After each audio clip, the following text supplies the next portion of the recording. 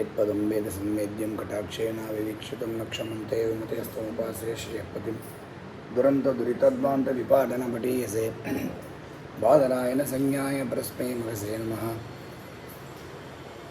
विश्वं यस्य वशे सर्वं मनिषं शङ्करादिकं तस्य वायोस्तृतीयांशम् आश्रये समवाप्तये मध्वशास्त्रमहाचापमनुद्धार्यमपीतरे उद्धृतकीर्तिं यो लेभे तं जयार्यमहं भजे। मद्वोक्तिदिनदी जयार्य शुभवाक् सूर्यात्मजा सङ्गमे व्याख्यास्नानमहो विधाय नगरे प्राप्य प्रसादं परं प्रापुर्ये कृतकृत्यतां गतमला विद्याधिराजादयो योगीशा कृपयन्तु ते जयमुने भावस्य बोधाय मे। पृथ्वीमण्डलमध्यस्था पूर्णबोधमतानुगा वैष्णवा विष्णुहृदयाता नमस्य गुरुन् मम। गुणगणनिलयं पतिम्रमायाः जगदगदगणं च वासवी सूनं मुनिकुलतिलकं च पूर्णबोधं गुरुमपि परमं गुरुं च मे वन्दे।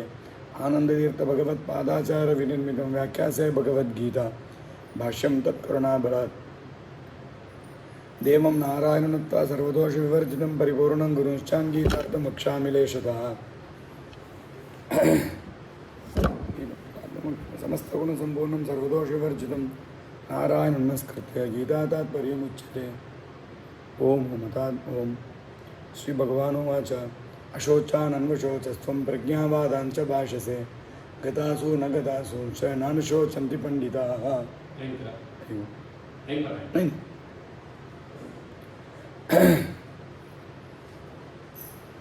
त्याज्यं दोषवदित्येके कर्म प्राहुर्मनीषिणः यज्ञदान ತಪಃಕರ್ಮ ನ ತ್ಯಾಜ್ಯಮಿತಿ ಚಾಪರೆ ಅಂಥೇಳಿ ನಿನ್ನೆ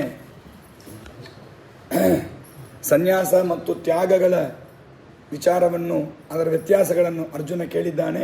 ಕೃಷ್ಣ ಪರಮಾತ್ಮ ಸಕಾಮ ಕರ್ಮಗಳಲ್ಲಿ ಕಾಮನಾವನ್ನು ಬಿಡೋದು ಇದು ಸನ್ಯಾಸ, ಮತ್ತು ಸಕಾಮ ಕರ್ಮಗಳು ನಿಯತವಾಗಿ ಸಕಾಮಗಳು ಅಂತ ಯಾವುದಿದೆ ಅದನ್ನು ಸ್ವರೂಪದಿಂದಲೇ ಬಿಡೋದು ಕೂಡ ಇದು ಸನ್ಯಾಸ ಅಂತ ಕರಿಬೇಕು. ಕರ್ಮಗಳಲ್ಲಿ ಫಲತ್ಯಾಗವನ್ನು ಮಾಡೋದನ್ನು ತ್ಯಾಗ ಅಂತ ಕರಿಬೇಕು ಅಂತ ದೇವರು ಇಷ್ಟು ವಿಶೇಷವನ್ನು ಹೇಳಿದ್ದಾನೆ. ಅಷ್ಟೇ ಅಲ್ಲದೆ ಇದರಲ್ಲಿ ಕೆಲವರು ತ್ಯಾಜ್ಯಂ ದೋಷವದಿತ್ಯೇಗೆ ಕರ್ಮಪ್ರಾಗುರು ಮನೀಷಿನಃ, ಕೆಲವರು ದೋಷವುಳ್ಳಂಥ ಕರ್ಮವನ್ನು ಬಿಡಬೇಕು ಅಂತಾರೆ ಜ್ಞಾನಿಗಳು. ಕೆಲವರು ಹಂಗೆ ಹೇಳ್ತಾರೆ. ಇನ್ನು ಕೆಲವ ಜ್ಞಾನಿಗಳು ಯಜ್ಞ ದಾನ ತಪಸ್ಸು ಕರ್ಮ ಇದೆಲ್ಲವನ್ನು ಕೂಡ ಏನಾದರೂ ಬಿಡಬಾರದು ಅಂತ ಇನ್ನು ಕೆಲವ ಜ್ಞಾನಿಗಳು ಹೇಳ್ತಾರೆ ಅಂತೇಳಿ ವಿಶೇಷವನ್ನು ಹೇಳಿದರು. ಅದರ ವಿಶೇಷವನ್ನು ಇನ್ನು ಕೇಳಿದ್ದೆವು. ದೇವರು ಅದರ ಮೇಲೆ ಹೇಳ್ತಾನೆ, ನಿಶ್ಚಯಂ ಶೃಣುಮೇ ತತ್ರ ತ್ಯಾಗೇ ಭರತ ಸತ್ತಮ. ಭರತ ಕುಲೋತ್ತಮನೇ ಇದು ಕೇಳು, ಮೂರು ಇದರಲ್ಲಿ ನನ್ನ ನಿಶ್ಚಯವನ್ನು ಹೇಳ್ತೇನೆ ಕೇಳು. ಏನಂದರೆ ನಿಶ್ಚಯಂ ಶೃಣುಮೇ ತತ್ರ ತ್ಯಾಗೋಗಿ ಪುರುಷ ವ್ಯಾಘ್ರ ತ್ರಿವಿಧ ಇದು ಎರಡೂ ಸರಿಯೇ. ಜ್ಞಾನಿಗಳು ಹೇಳಿದ ಎರಡೂ ಸರಿ, ಯಾವ ದೃಷ್ಟಿಯಲ್ಲಿ ಸರಿ ಅಂತ ನೋಡಬೇಕು. ಹಿಂದೆ ಹೇಳಿದಂತೆ ಕಾಮನಾವನ್ನು ಬಿಟ್ಟು ಕರ್ಮ ಮಾಡೋದು ಇದು ಸರಿ, ಅದಕ್ಕೆ ತ್ಯಾಗ ಇದು ಸರಿ ಅಂತ ಜ್ಞಾನಿಗಳು ಹೇಳ್ತಾರೆ. ಆ ಕರ್ಮವನ್ನು ಮಾಡಲೇಬೇಕು ಅಂತ ಜ್ಞಾನಿಗಳು ಬಿಡಬಾರದು ಅಂತ ಹೇಳ್ತಾರೆ.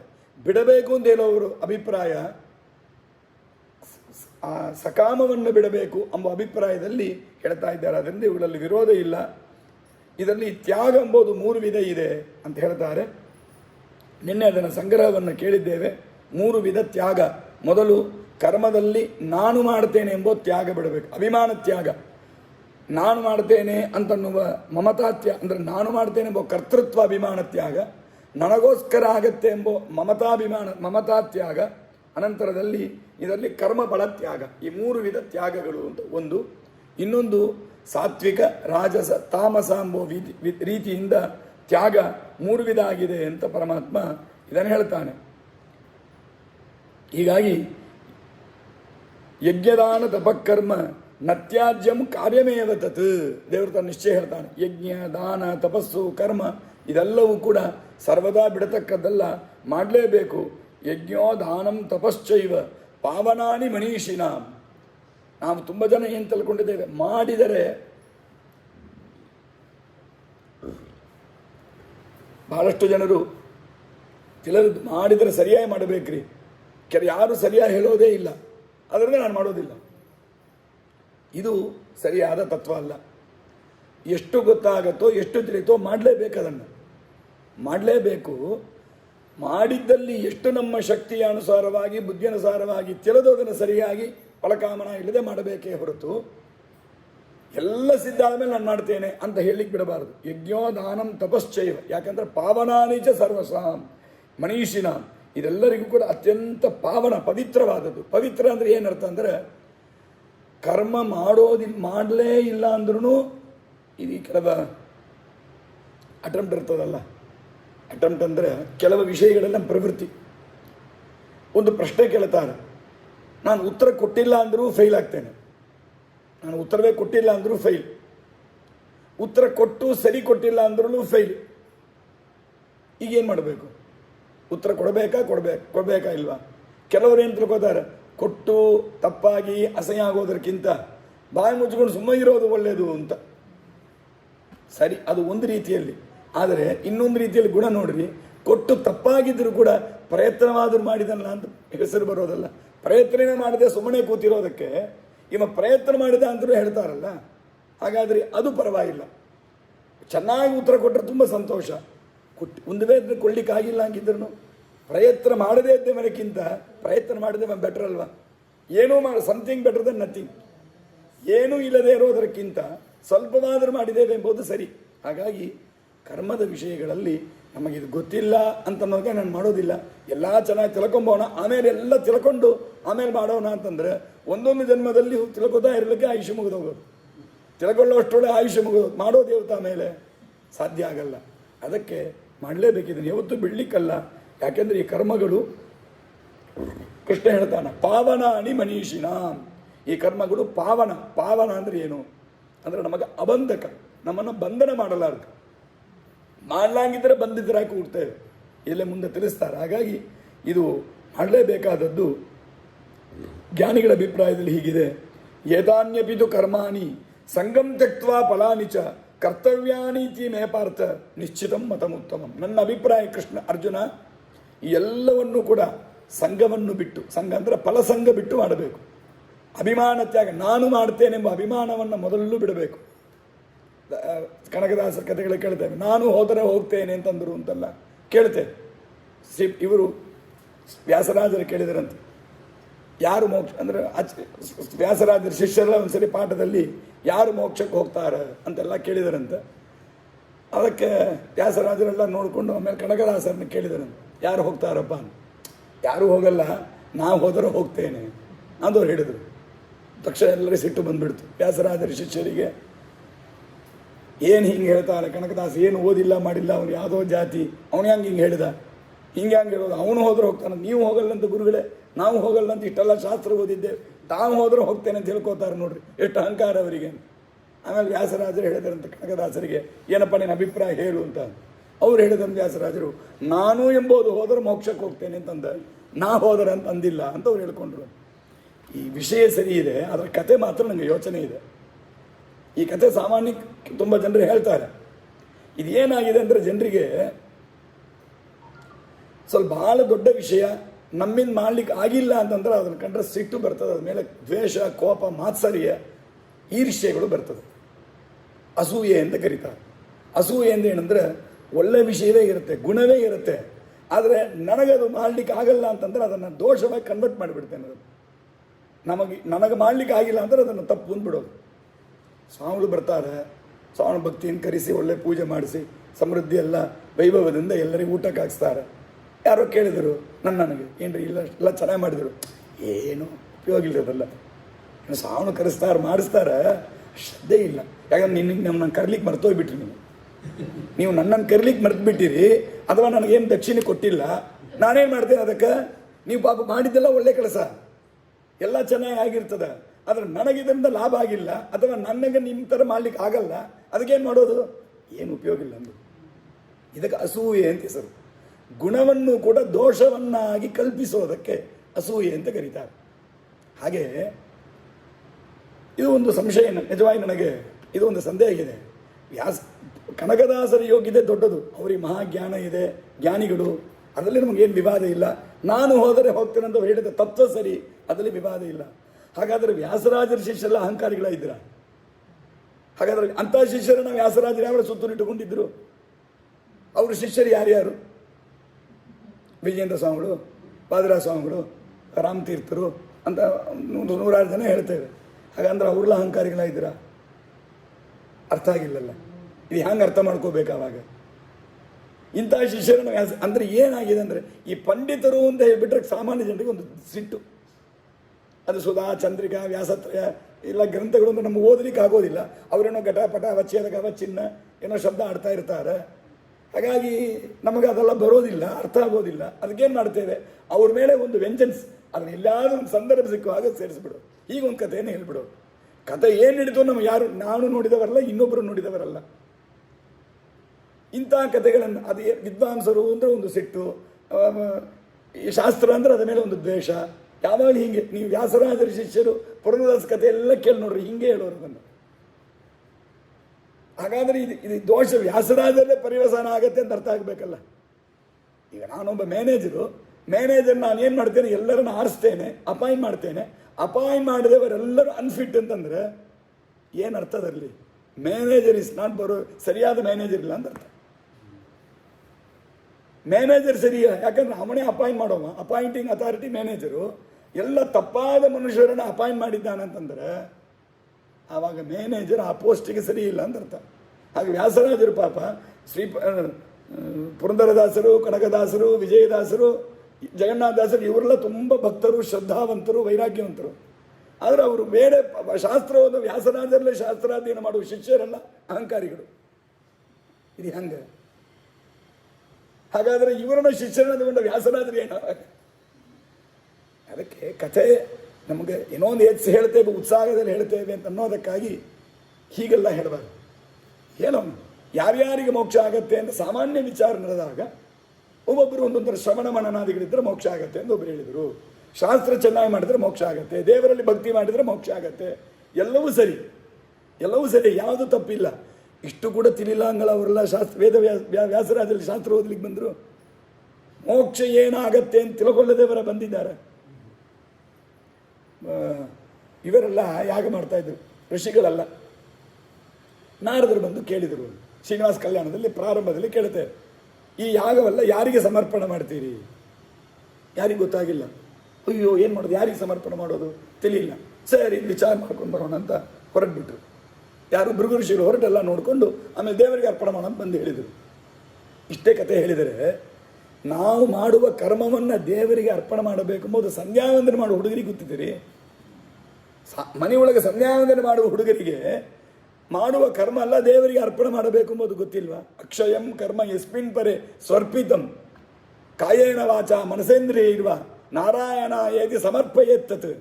ಇದೆಲ್ಲ ದೇವರಿಗೆ ಅರ್ಪಣೆ ಮಾಡ್ರಿ. ಎಷ್ಟು ಸರಳವಾದ ವಿಷಯ. ಇಷ್ಟು ತಿಳಿಲಾಂಗ ಅವರು ಋಷಿಗಳಾಗಿದ್ದಾರೆ. ಹಾಗರ್ಥ ಅಲ್ಲ. ಋಷಿಗಳಿಗೆ ಯಾರಿಗೆ ಸಮರ್ಪಣೆ ಮಾಡಬೇಕು ಅಂತ ತಿಳಿಲಾಂಗ ಭೃಗು ಋಷಿಗಳು ಹೋಗಿಲ್ಲ. ಸಮರ್ಪಣೆ ಮಾಡೋದು ಸರ್ವೋತ್ತಮನಿಗೆ ಮಾಡಬೇಕು. ಯಾವುದೋ ಒಂದು ಅಲ್ಪ ಸ್ವಲ್ಪನಿಗೆ ಸಮರ್ಪಣೆ ಮಾಡಿ ಉಪಯೋಗ ಇಲ್ಲ. ಆ ಸರ್ವೋತ್ತಮ ಯಾರು ಅದೂ ತಿಳಿದಿದೆ ಅವರಿಗೆ.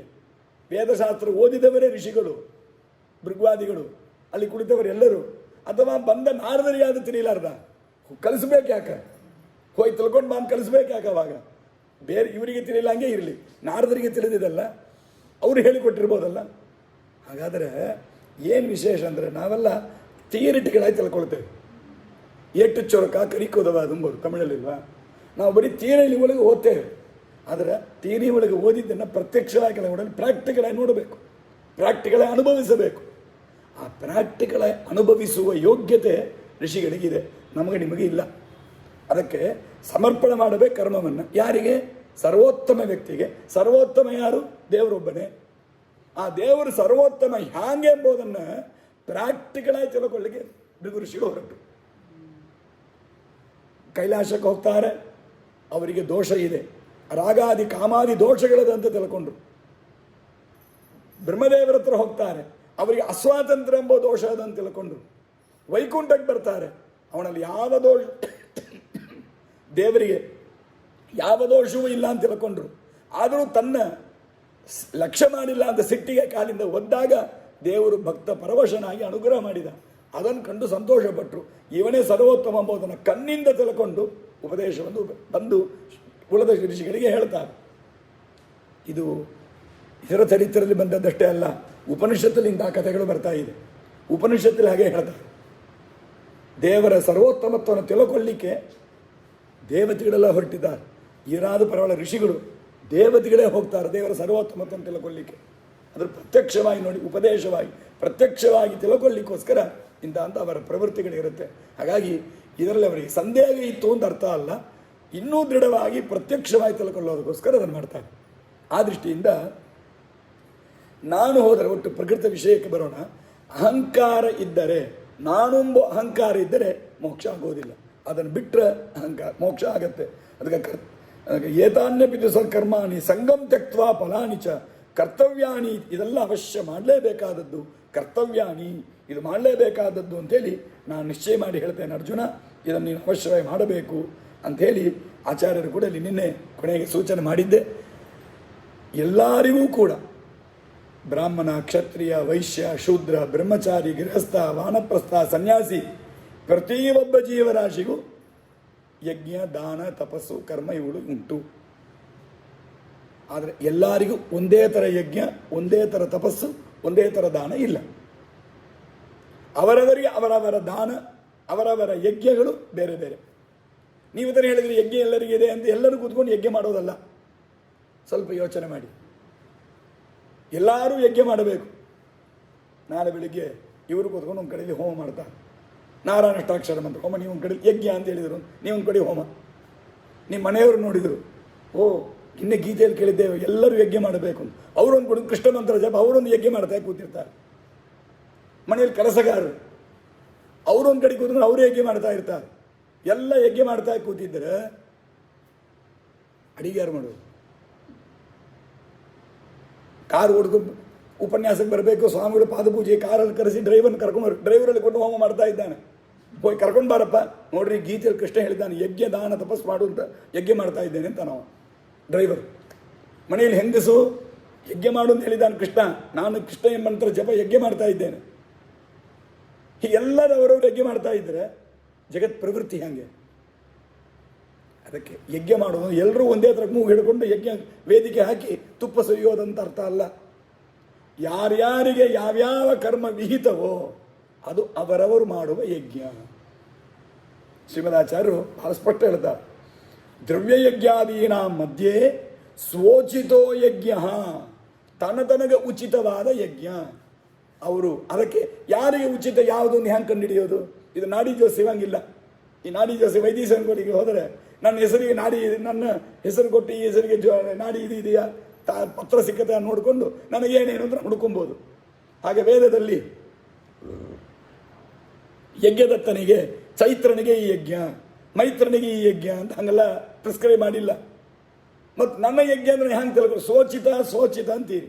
ಸೋಚಿತ ಅಂದರೆ ನಮಗಂತ ವಿಹಿತವಾದ ಯಜ್ಞವನ್ನು ಮಾಡ್ರಿ. ನಮಗಂತ ವಿಹಿತ ನಾನು ಹ್ಯಾಂಗೆ ತಿಳ್ಕೊಳ್ಳೋದು? ಯಾವುದಂತೂ ನಾನು ತಿಳ್ಕೊಳ್ಳಿ? ಇದಕ್ಕೆ ವರ್ಣಾಶ್ರಮ ಧರ್ಮಗಳು ಬಂದಿದೆ.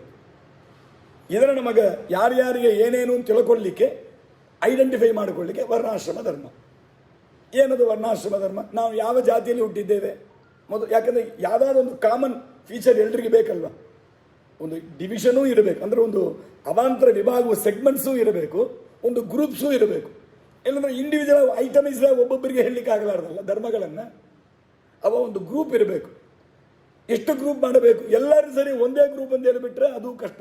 ಹಾಗಾದರೆ ಸೆಗ್ಮೆಂಟ್ಸ್ ಇರಬೇಕು, ಅಲ್ಲಿ ಅವಾಂತರ ಡಿವಿಷನ್ಸ್ ಇರಬೇಕು, ಸಬ್ ಡಿವಿಷನ್ಸ್ ಇರಬೇಕು, ಕ್ಲಾಸಿಫಿಕೇಶನ್ಸ್ ಇರಬೇಕು. ಇದು ತನ್ನ ವರ್ಣಾಶ್ರಮ ಧರ್ಮ.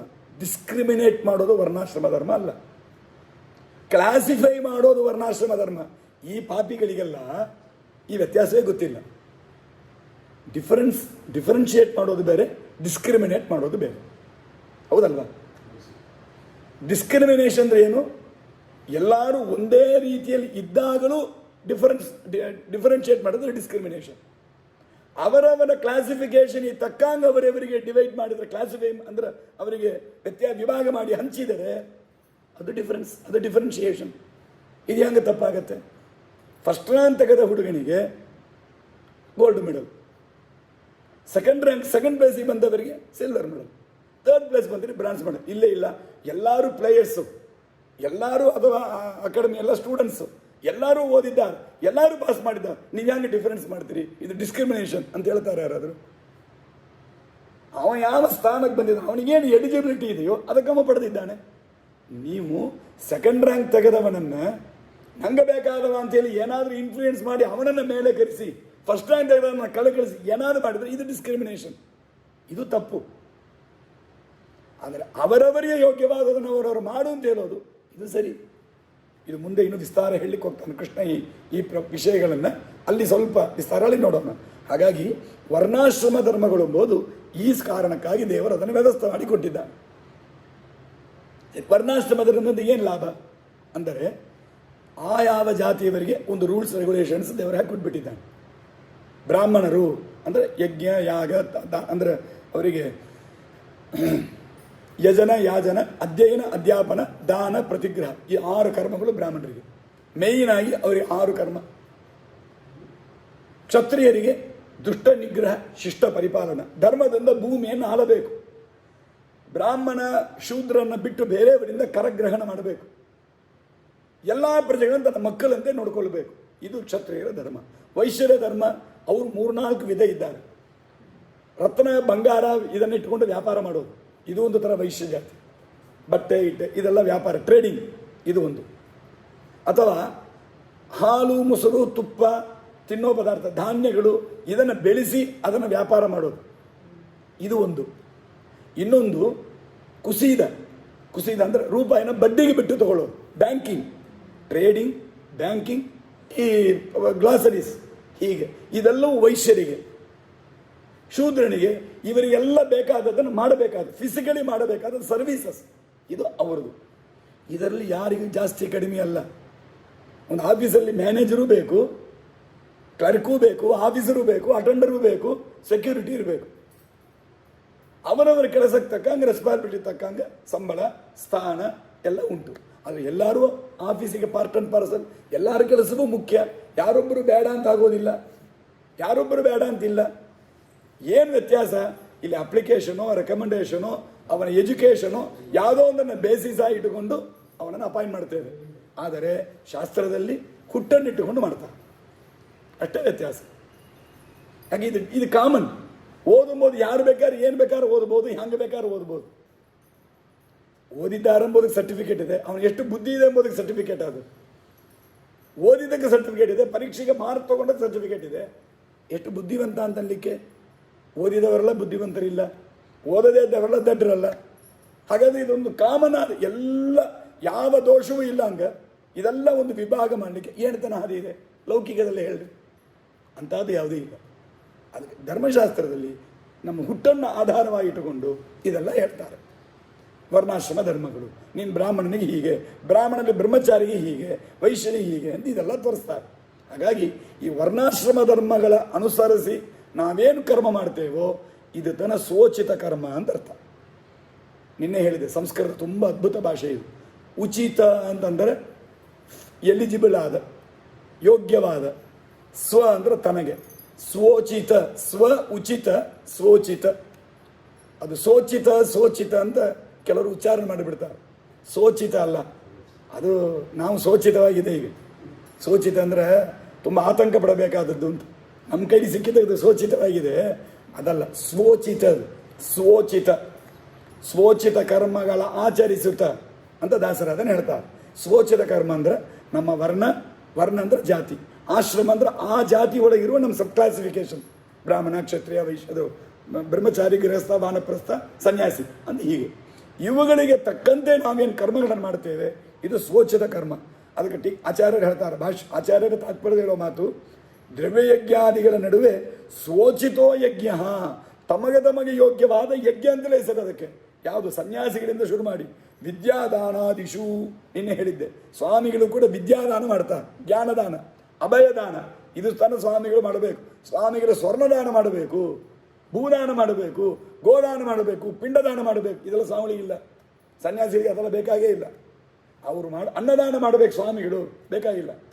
ಯಾಕಂದರೆ ಅವರೇ, ನಿನ್ನೆ ಹೇಳಿದ್ದೆ, ಅವರೇ ಭಿಕ್ಷಾಮ ಬೇಡವರು. ಅವರು ಇನ್ನೊಬ್ಬರಿಗೆ ಭಿಕ್ಷಾ ಹಾಕಬೇಕಾದ ನಿರ್ಬಂಧ ಇದ್ದದ್ದನ್ನು ಕೊಡಲಿ. ಆದರೆ ಇದೆಲ್ಲ ಮಾಡಬೇಕು ನಿರ್ಬಂಧ ಇಲ್ಲ, ಮಾಡಲೇಬೇಕಾದದ್ದು ಯಾವುದು? ಇದೆರಡು, ಒಂದು ಜ್ಞಾನದಾನ, ಇನ್ನೊಂದು ಅಭಯದಾನ. ತುಂಬ ಮುಖ್ಯವಾದದ್ದು ಇದು. ಶ್ರೀಮದಾಚಾರ್ಯರು ಸನ್ಯಾಸ ಪತ್ರದಲ್ಲಿ ಹೇಳ್ತಾರೆ ಹಾಗೆ ಅದನ್ನು. ಸಮಿತ್ ಸರ್ವಾಧಿಕಾನುಕ್ತ ಸಮ್ಯಕ್ ಪುರುಷ ಸೂಕ್ತ ಅಂತ ಹೇಳಿ ವಿಷ್ಣು ಸರ್ವೋತ್ತಮತ್ವಂತು ಸರ್ವದಾ ಪ್ರತಿಪಾದಯ, ದೇವರು ಸರ್ವೋತ್ತಮ ಎಂಬುದನ್ನು ಪ್ರತಿಪಾದನೆ ಮಾಡಿ ಜನರಿಗೆಲ್ಲ ದೇವರು ಸಂರಕ್ಷಣೆ ಮಾಡ್ತಾನೆ, ಭಯಪಡಬೇಡ್ರಿ ಹಾಗಂತ ಅಭಯವನ್ನು ಕೊಡಬೇಕು, ಅವರಿಗೆ ತತ್ವ ಉಪದೇಶವನ್ನು ಮಾಡಬೇಕು. ಇದು ಸನ್ಯಾಸಿಗಳ ಕೆಲಸ, ಅದಕ್ಕೆ ಅವರು ಮಾಡಬೇಕು. ಸೋಚಿತಂ ದಾನಂ ಸೋಚಿತಂ ತಪಶ್ಚ ಸರ್ವವರ್ಣಾಶ್ರಮೈ, ಎಲ್ಲ ವರ್ಣಾಶ್ರಮದವರಿಂದಲೂ ಅನ್ಯೈಶ್ಚ ಕಾರ್ಯಮೇವ, ವರ್ಣಾಶ್ರಮ ಬಿಟ್ಟವರು ಕೆಲವರು ಇರ್ತಾರೆ, ಅದು ಪ್ರಸಂಗ ಬರೋ ಕಾಲಕ್ಕೆ ಹೇಳ್ತೇನೆ. ಎಲ್ಲರೂ ಮಾಡಬೇಕು. ಅಲ್ಲ ಏನೋ ಸನ್ಯಾಸಿಗಳಿಗಾದರೂ ಜ್ಞಾನ ಯಜ್ಞ ಅಂತ ಹೇಳಿಬಿಟ್ರಿ, ಹೆಂಗಸರು ಶೂದ್ರರಿಗೆ ಅವರಿಗೆ ಗತಿ ಏನು? ಅವರು ಯಾವುದು ಯಜ್ಞ ಯಾಗ ಹೋಮ ನೇರವಾಗಿ ಕೂತ್ಕೊಂಡು ಹೋಮ ಮಾಡಂಗಿಲ್ಲ, ಶೂದ್ರರು ಮಾಡಂಗಿಲ್ಲ, ಹೆಣ್ಮಕ್ಕಳು ಮಾಡಂಗಿಲ್ಲ, ಅವರಿಗೇನು? ವಿಷ್ಣು ನಾಮ ಸ್ವಾಧ್ಯಾಯ ಅಂತ್ಯಾನಾಂ ಸತ್ಯ ಉಪವಾಸಾದಿ ತಪಶ್ಚ. ಅದಕ್ಕೆ ವಿಷ್ಣು ನಾಮದ ಸ್ವಾಧ್ಯಾಯ, ವಿಷ್ಣು ನಾಮಸ್ಮರಣ, ನಾಮೋಚ್ಚಾರಣ, ನಾಮ ಸಂಕೀರ್ತನ ಮಾಡೋದೇ ಸ್ವಾಧ್ಯಾಯ. ಅವರಿಗೆ ವೇದಾಧ್ಯಯನ ಯಾವುದು ಹೆಣ್ಮಕ್ಕಳಿಗೆ ಅಂದರೆ ದೇವರ ನಾಮಸ್ಮರಣ ಮಾಡೋದೇ ವೇದಾಧ್ಯಯನ ಅವರಿಗೆ, ಬಿಟ್ಟು ಬೇರೆ ಪ್ರತ್ಯೇಕ ವೇದಾಧ್ಯಯನ ಇನ್ನೊಂದು ಅಧ್ಯಯನ ಅವರಿಗೆ ಬೇಕಾಗಿಲ್ಲ. ಶೂದ್ರರಿಗೂ ಅಷ್ಟೇ. ಮತ್ತು ಉಪವಾಸ ವ್ರತ ಇದೆಲ್ಲ ಅವರು ಮಾಡಬೇಕಾದ ತಪಸ್ಸು ಹೊರತು ಇನ್ನೊಂದು ಪ್ರತ್ಯೇಕ ಅವರಿಗೆ ಬೇಕಾಗಿಲ್ಲ. ಇದೆಲ್ಲವೇ ಅದಾಗತ್ತೆ. ಹಾಗಾದರೆ ಯಾರಿಗೂ ಕೂಡ ಯಜ್ಞ ದಾನ ತಪಸ್ಸು ಉಪವಾಸ ವ್ರತ ಇದು ಇಲ್ಲದೆ ಯಾರೂ ಇಲ್ಲ, ಎಲ್ಲರಿಗೂ ಎಲ್ಲವೂ ಉಂಟು. ನಿಯತಸ್ಯತು ಸನ್ಯಾಸ ಕರ್ಮಣೋ ನೋಪಬದ್ಧತೆ ಮೋಹಾತಸ್ಯ ಪರಿತ್ಯಾಗ ತಾಮಸ ಪರಿಕೀರ್ತಿತ. ದೇವರು ಇವಾಗ ತ್ಯಾಗ 3 ವಿಧ ಅಂತ ಹೇಳಿದ್ದ, ಸಾತ್ವಿಕ ರಾಜಸ ತಾಮಸ ಅಂತ. ಸ್ವಲ್ಪ ಅಸಣ್ಣಿನಾಡಲ್ಲಿ ಹೋಗ್ತಾ ಮೊದಲು ತಾಮಸ ತ್ಯಾಗ ಅಂದರೆ ಏನು? ತ್ಯಾಗ ಅಂದರೆ ಜನರಲ್ಲಿ ಕರ್ಮ ಬಿಡೋದು. ತಾಮಸ ತ್ಯಾಗ ಅಂದರೆ ಏನು? ರಾಜಸ ತ್ಯಾಗ ಅಂದರೆ ಏನು? ಸಾತ್ವಿಕ ತ್ಯಾಗ ಅಂದರೆ ಏನು? ಮೊದಲು ಅದನ್ನು ಹೇಳ್ತಾರೆ. ಈ ಅಧ್ಯಾಯ ಪೂರ್ತಿ ಈ ಸಾತ್ವಿಕ ರಾಜಸ ತಾಮಸ ವಿಭಾಗಗಳೆಲ್ಲ ಎಲ್ಲ ವಿಷಯಗಳು, ಜ್ಞಾನದಲ್ಲಿ, ದಾನದಲ್ಲಿ, ತ್ಯಾಗದಲ್ಲಿ ಎಲ್ಲದಲ್ಲೂ ಅದನ್ನು ವಿಸ್ತಾರವಾಗಿ ಹೇಳ್ತಾರೆ ಪೂರ್ತಿ. ಅದರಲ್ಲಿ ನಿಯತಸ್ಯತು ಸನ್ಯಾಸ ಕರ್ಮಣೋ ನೋಪಬದ್ಧತೆ ಮೋಹಾತಸ್ಯ ಪರಿತ್ಯಾಗ ತಾಮಸ ಪರಿಕೀರ್ತಿತ ಅಂತ ಕೊಡ್ತಾರೆ. ವರ್ಣಾಶ್ರಮೋಚಿತವಾದ ಕರ್ಮದ ಸನ್ಯಾಸ ಇದು ತ್ಯಾಗ. ಏನು ಕರ್ಮದ ಸನ್ಯಾಸ ಏನಿದೆ, ಕರ್ಮತ್ಯಾಗ ನೋಪಬದ್ಧತೆ, ಇದು ನಮಗೆ ಬೇಡಲಾರ್ದ ಕರ್ಮವನ್ನು ಬೇಕಾದರೆ ಬಿಡಬಹುದು. ವರ್ಣಾಶ್ರಮೋಚಿತವಾದ ಕರ್ಮವನ್ನೇ ಬಿಡೋಣ ಎಂಬುದು ಬಹಳ ತಪ್ಪು. ಇದು ಸರ್ವತಾ ಮಾಡತಕ್ಕದ್ದಲ್ಲ. ನಮ್ಮ ಡ್ಯೂಟೀಸನ್ನೇ ಬಿಟ್ಬಿಡೋದು ಅದು ಸರಿಯಲ್ಲ, ಅದನ್ನು ಮಾಡಲೇಬೇಕು. ಹೀಗೆ ಮೋಹಾತಸ್ಯ ಪರಿತ್ಯಾಗ, ಮೋಹ ಅಂದರೆ ಅಜ್ಞಾನ ಅಂತ ಒಂದು ಅರ್ಥ. ಮೋಹ ಶಬ್ದಕ್ಕೆ ಅನೇಕ ಅರ್ಥಗಳುಂಟು. ಮೋಹ ಶಬ್ದಕ್ಕೆ ಮೊದಲೊಂದು ಅಜ್ಞಾನ, ಗೊತ್ತಿಲ್ಲ ಒಂದು, ಇನ್ನೊಂದು ಗೊತ್ತಿದೆ, ಗೊತ್ತಿದ್ದರೂ ಅಸಡ್ಡೆ ಅಥವಾ ವಿಪರೀತ ಜ್ಞಾನ, ಅದೆಲ್ಲ ಏನು ಮಾಡಲಾರ್ದ್ರಿ, ಏನು ಮಾಡಿದ್ರೆ ನೋಡ್ಕೊಂಡ್ಬಿಡೋಣ ಹಾಗಂತ ಬಿಡೋದು, ಇದು ಮೋಹ. ವಿಪರೀತ ಜ್ಞಾನ ಇದೆರಡೂ ಕೂಡ ಮೋಹ. ಮೋಹದಿಂದ ಯಾರು ಅದನ್ನು ಬಿಡ್ತಾರೋ, ಬೆಂಕಿಯನ್ನು ತಿರಿಲಾಂಗ ಮುಟ್ಟಿದ್ದೇವೆ ಅಂತ ನಮಗೆ ಸುಡಲಾಂಗ ಬಿಡೋದಾ ಹೇಳಿ? ಬೆಂಕಿಯನ್ನು ಮುಟ್ಬಿಟ್ಟೆವು, ಹೌದಾ ನನಗೆ ಬೆಂಕಿಯನ್ನು ಗೊತ್ತಿಲ್ಲರಿ, ಹೌದಾ ನಾನು ಸುಡೋದಿಲ್ಲಪ್ಪ ಅಂತ ಬೆಂಕಿಯನ್ನು ಸುಡಲಾಂಗ ಬಿಡ್ತದ? ತಿಲದರೂ ತಿಲಿಲಾಂಗಿದ್ರು ಮುಟ್ಟಿದರೆ ಸುಡ್ತದದು, ಅದೇ ಬೆಂಕಿಯ ಗುಣ.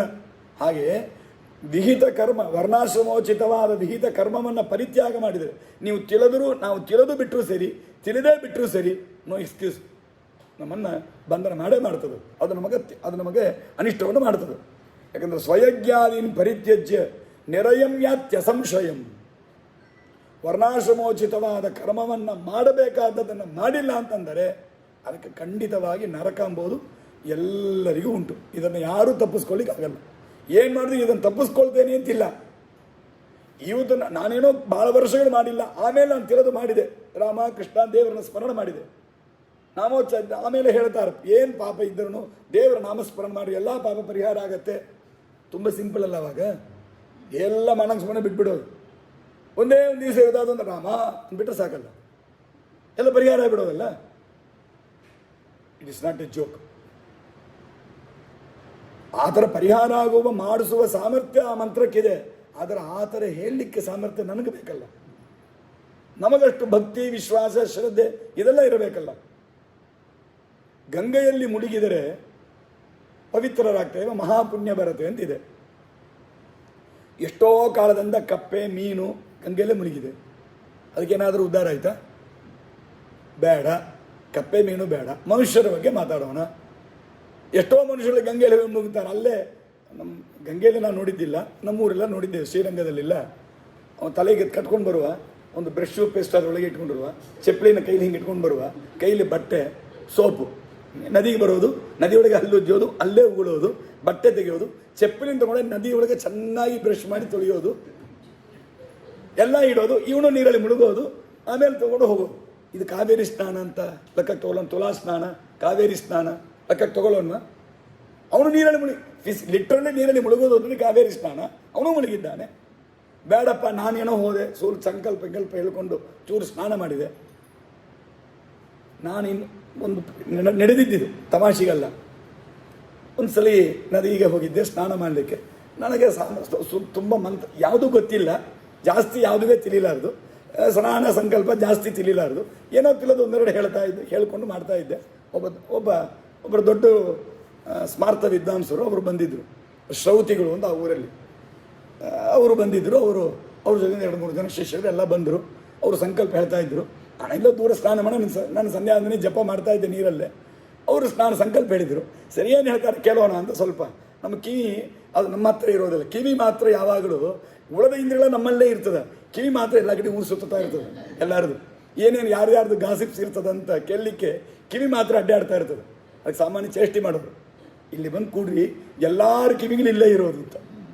ಹಂಗೆ ಸ್ವಲ್ಪ ಕಿವಿ ಅಲ್ಲಿ ಆ ಕಡೆ ಕೊಟ್ಟೆ.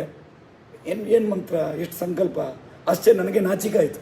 ಎಷ್ಟು ಮಂತ್ರ ಹೇಳ್ತಾರೆ, ಎಷ್ಟು ಸಂಕಲ್ಪ ಹೇಳ್ತಾರೆ, ಇದರಲ್ಲಿ ಒಂದು ಚೂರು 1% ಕೂಡ ನಾನು ಹೇಳಿಲ್ಲಲ್ಲ ಅಂತೆಲ್ಲ ಯೋಚನೆ ಮಾಡ್ತಾ ಇದ್ದೆ. ಚೆನ್ನಾಯಿತು ಸಂಕಲ್ಪ ಅಂತ. ಎಲ್ಲ ಆದ ಮೇಲೆ ಒಳ್ಳೆ ಬಂಗಾರದ ಪಾತ್ರೆಯಲ್ಲಿ ತುಂಬ ಜೇನುತುಪ್ಪ ಹಾಕಿ ಅಥವಾ ಒಳ್ಳೆ ಪಾಯಸ ಮಾಡಿ ಕುಂಕುಮ ಕೇಸರಾಗಿ ಎಲ್ಲ ಹಾಕಿ ಚೂರು ವಿಷವು ಹಾಕಿ ಕೊಟ್ಟರೆ ಹಂಗಿರೋದು. ಆ ಕೊನೆಗೆ ಒಂದು ಮಾತು ಹೇಳಿದ, ಸೋಹಂ ಶಿವೋ ಅಹಂ ಬ್ರಹ್ಮಾಸ್ಮಿ ಅಂತ ಕೊನೆಗೆ ಎಲ್ಲ ಹೇಳಿ ನಾನೇ ದೇವ್ರನ್ನ ಕೊನೆಗೆ ಹೇಳ್ಕೊಂಡು ನಾವು ಅವ ಇಷ್ಟೊತ್ತು ಮಾಡಿದ ಸಂಕಲ್ಪ ಎಲ್ಲ ಏನಾಯ್ತು ರೀ? ಇವರು ಗಂಗಾ ಸ್ನಾನ, ಇವರು ಕಾವೇರಿ ಸ್ನಾನ ಮಾಡಿದ್ದಾರೆ. ನಾನು ಕಾವೇರಿ ಸ್ನಾನ ಅಷ್ಟೆಲ್ಲ ಮಂತ್ರ ಹೇಳಿಲ್ಲ, ಅಷ್ಟು ಅನುಸಂಧಾನ ನನಗೆ ಗೊತ್ತಿಲ್ಲ. ನಾನು ಸ್ನಾನ ಮಾಡಿದೆ. ನಮ್ಮ ಸ್ವಾಮಿಗಳು ಬರ್ತಾರೆ, ಅವರೂ ಸ್ನಾನ ಮಾಡ್ತಾರೆ. ಈಗ ಹೇಳಿ, ಈ ಕಾವೇರಿ ಸ್ನಾನದ ಪುಣ್ಯ ಎಲ್ಲರೂ ಒಂದೇ ನೀರಲ್ಲಿ ಒಂದೇ ಜಾಗದಲ್ಲಿ ಮುಳುಗಿದ್ದೇವೆ, ಯಾರಿಗೆ ಎಷ್ಟು ಪುಣ್ಯ ಯೋಚನೆ ಮಾಡಿ. ಏನು ಕಾರಣ? ಕಾವೇರಿ ಸ್ನಾನದ ಪುಣ್ಯ ಅಂದರೆ ಎಲ್ಲರಿಗೂ ಕೂಡ ಬರಬೇಕಲ್ಲ, ಬರೋದಿಲ್ಲ.